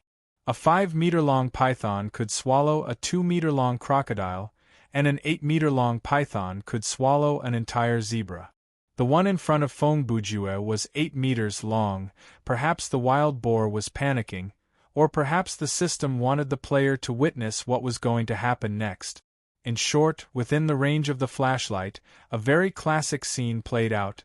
The boar crashed into a tree. However, the snake did not crash into the boar. It zigzagged forward, spreading its body horizontally to form a semicircle, trapping the wild boar next to the tree trunk. The tree was very thick. It was estimated that 2 adults would not be able to wrap their arms around it. At this moment, it had become a wall that prevented the wild boar from escaping. The giant python arched its body and looked up, looking down at its prey. The wild boar probably knew that it could not escape, so it launched its final counterattack. It aimed its upturned tusks at the snake's body, exerted force under its hooves, and rushed forward. Before it hit the snake's body, the snake's head fell down at high speed, biting the wild boar. It swung it in half a circle in the air, then fell heavily to the ground. Immediately after, it loosened its mouth and bit the boar again. The speed was too fast for the eyes to take in. It was as if someone had used 2 fingers to reach into a pot of hot oil and pick up a piece of soap. When the wild boar officially entered its mouth, the giant python immediately began to eat. When this kind of animal ate, there was only one word to describe it: swallow. This process depended on the size of the prey, and sometimes it would take several hours. Fong Bujue had tried to block some of the flashlight's light to avoid disturbing the other party's meal. He then tiptoed down the tree. He did not have time to wait for the giant python to slowly stuff the wild boar into its mouth. He could only pray that the other party would focus on eating and ignore him. After successfully getting down the tree, he did not immediately run southeast. Instead, he chose to leave this place and put some distance between him and the monster.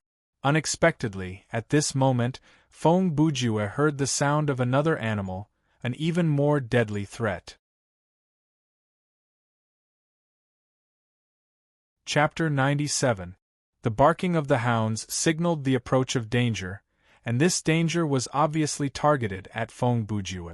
He opened the game menu and looked at the mission panel.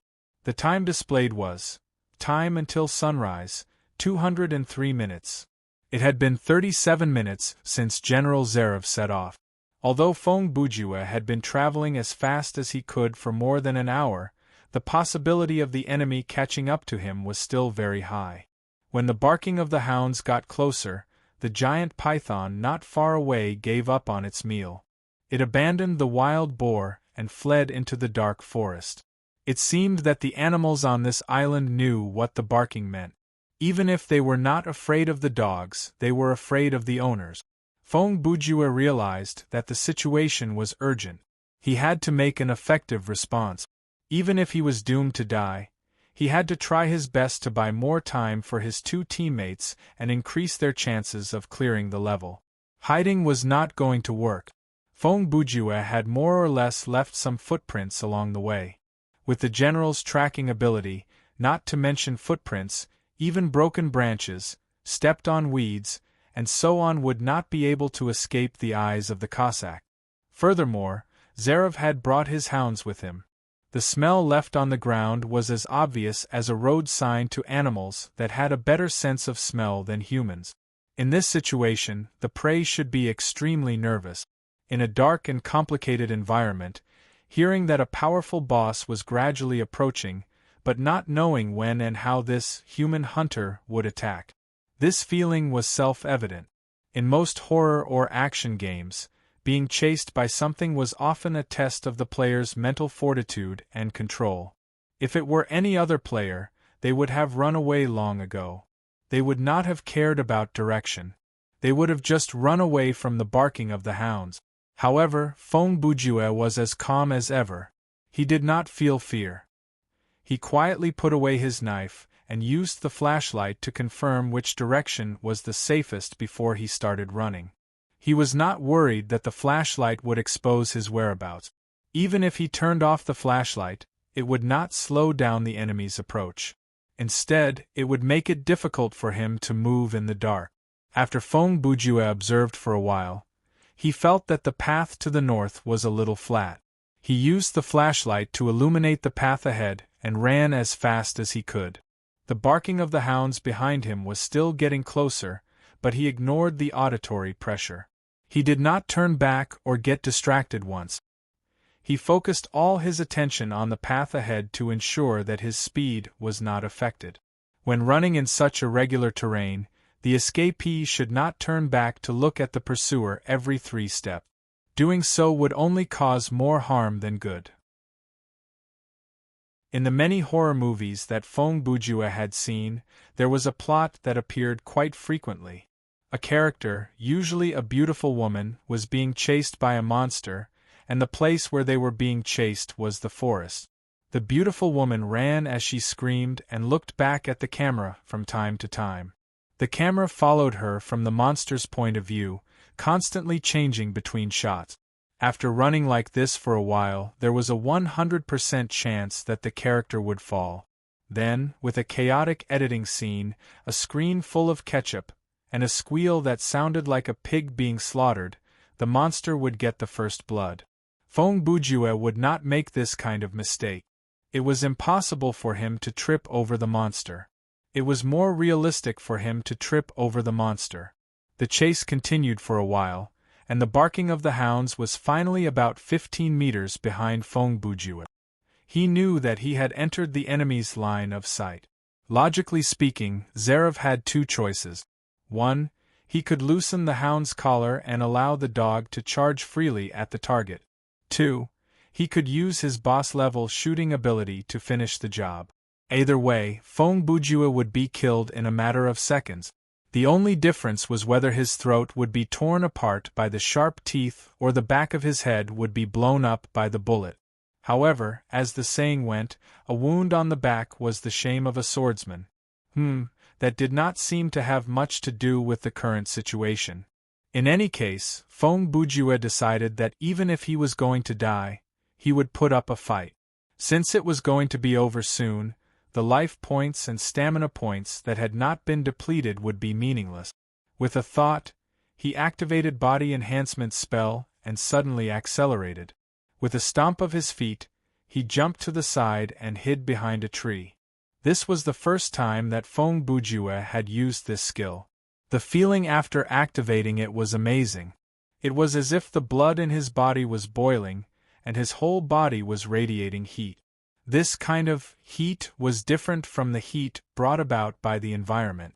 It was not sticky and uncomfortable. Instead, it brought about a kind of mental excitement. It was not an exaggeration to say that it had ignited his fighting spirit. As a skill that did not consume any energy and only used up life points, this was the effect that Chen Gu wanted. Something's not right. Fong Bujue, who was behind the tree, suddenly had a suspicion. After activating the skill, Fong Bujue's various physical abilities were strengthened. Naturally, his 5 senses were heightened as well. His hearing became very sensitive, and his reaction speed was superhuman. Intuitively speaking, even the flow of time seemed to have slowed down. At that moment, he could clearly distinguish and separate the various small sounds that entered his ears. Therefore, he realized that under the cover of the barking of the hounds, there was only the sound of 4 legs stomping on the ground. There was no sound of human footsteps at all. He poked his head out from behind the tree, and as he expected, there was no flashlight or other light source. General Zaroff would not have chased after him blindly with the hounds, so he could basically confirm that from the beginning it was only a dog that chased after him. Fong Bujue soon understood. This was the scenario leaving a way for the players to survive. He had overestimated the difficulty of the scenario.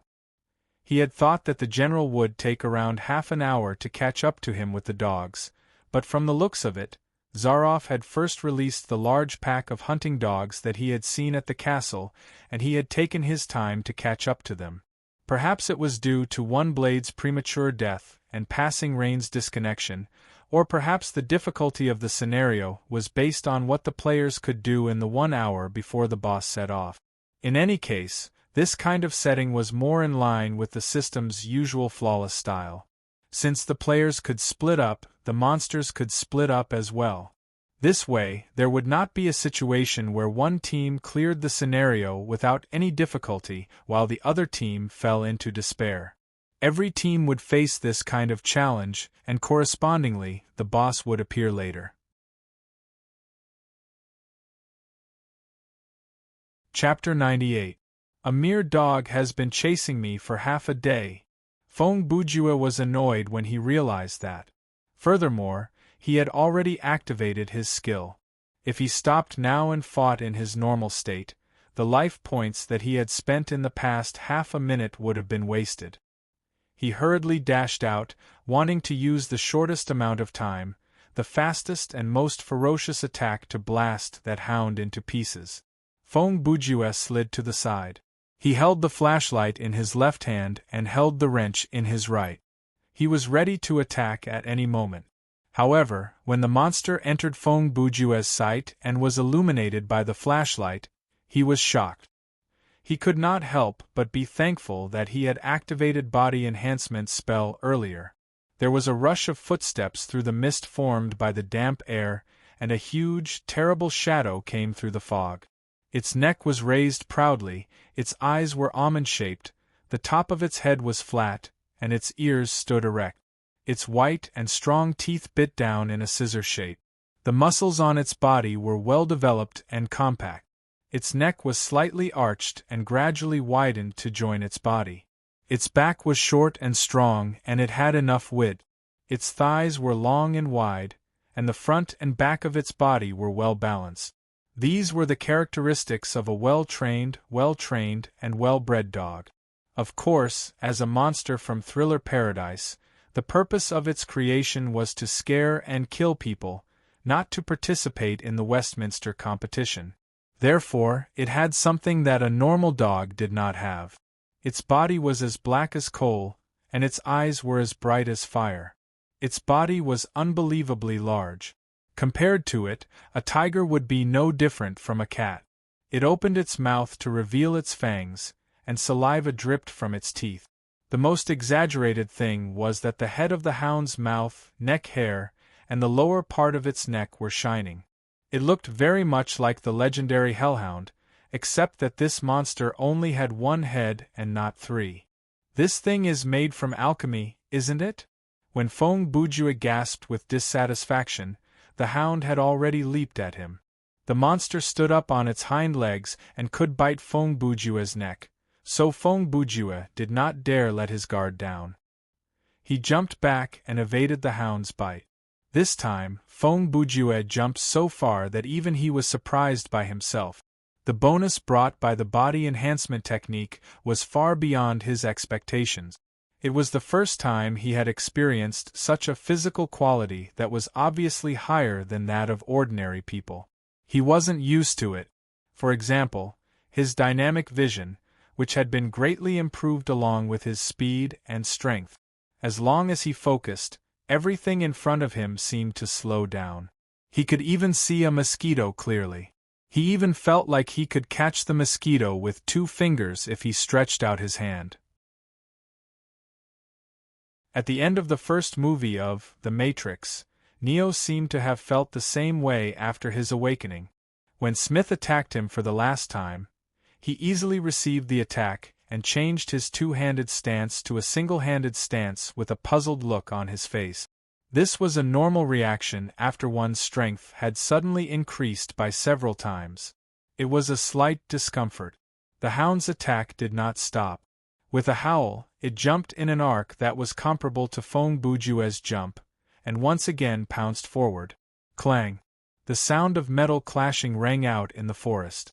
Feng Bujue was knocked down by the monster, but he wasn't bitten because the Mario's wrench in his hand was held horizontally in the hound's mouth like a bone. The hound's bite was extremely strong, and its teeth were as hard as steel. Despite its upper and lower jaws biting down on the metal wrench, it was completely fine. If it were a normal dog, its teeth would have been shattered already.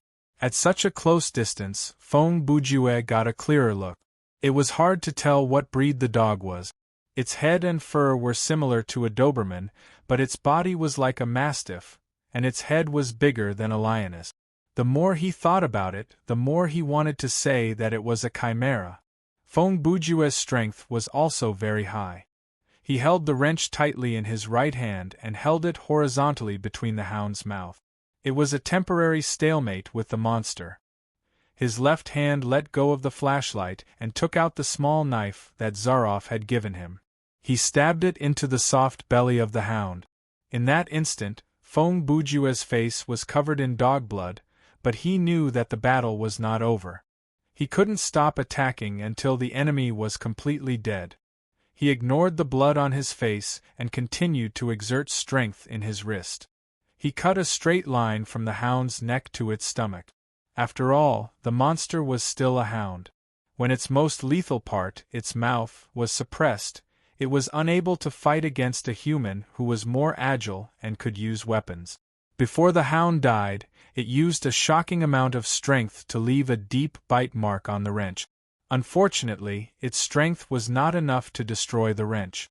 The terrifying howl eventually turned into a wail. Its blood and guts splashed all over Feng Bujue. Then, it was over and its body collapsed to the ground. Feng Bujue quickly pushed the large body away and let it fall to the side. He was almost out of energy. He was afraid that he would be crushed under the hound's body. After dealing with this, probably a dog, Feng Bujue immediately deactivated body enhancement spell. In less than 3 minutes, he was burning his life points at a rate of 2% every 5 seconds.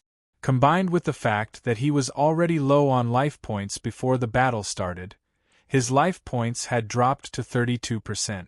There were still 3 hours until sunrise. If this continued, even without Zaroff, another dog like this, or another leech incident, Feng Bujue would die on his own. Ha! Ha! After deactivating the spell, Feng Bujue gasped for air. The pain, fatigue, discomfort, and so on all over his body surged like a tsunami. It seemed that there were still some aftereffects after using the body enhancement technique. These symptoms could not be explained by the attributes or the description in the menu. It was similar to a kind of mental fatigue caused by overload. However, there was no time for Feng Bujue to rest. He had to continue his journey. With every step he took toward the southeast, he would be one step further away from danger. Using space to trade for time, while he was fighting for space, he could not afford to waste time. After catching his breath, Feng Bujue picked up the flashlight, put away his weapon, and continued his journey. He was in great pain. His body was covered in the hound's blood, and it caused his clothes to stick to his skin. The humid environment and the rising temperature caused him great suffering. However, there was something about Feng Bujue. His endurance was very good, and in other people's eyes it was scary. This quality was reflected in many ways. Other than the fact that he could survive for a long time with the support of plain noodles, there was also, for example, he could be bullied on a crowded bus for more than 40 minutes by aunties who liked to lean on other people when they were standing. He could eat his friends' extremely disgusting food and maintain a calm expression. He could even finish it all and say, "Not bad." He could even go a week without taking a shower or changing his clothes. In conclusion, physical discomfort did not pose much of a threat to Feng Bujue. Some dogs' blood and guts were not enough to challenge his endurance that was comparable to that of a monk. If a female player encountered this situation, she would probably have lost her mind already. If she could not find something like a water source to clean herself up in a short amount of time, she might even go offline. Speaking of female players, One Sword Stroke and Not a Scaredy Cat were not doing well either. They had also encountered a hound, and it was similar to the monster Feng Bujue had encountered. Thankfully, there were 2 of them, and One Sword Stroke was a player who specialized in combat. In terms of combat ability, he was definitely stronger than Feng Bujue, who had not activated body enhancement spell. When the battle started, One Sword rushed forward. Using his quick movement, he used his sword to circle around the hound. But as time went on, he started to lose the upper hand. He knew very well that once the monster pounced on him, his throat would be torn apart, and he would die instantly. Therefore, he could only kite the monster, expending his stamina points to exchange for some of the monster's HP. After about 10 moves, not a scaredy cat, who had retreated to the side, realized that one sword would not be able to handle this alone. If he died, she would have to continue the game alone, and that was something that she did not wish to happen. The special ability given by her title, Hide and Seek, was an active skill called Count to 10. This skill was best used when there was a teammate, so she had to try her best not to be left alone.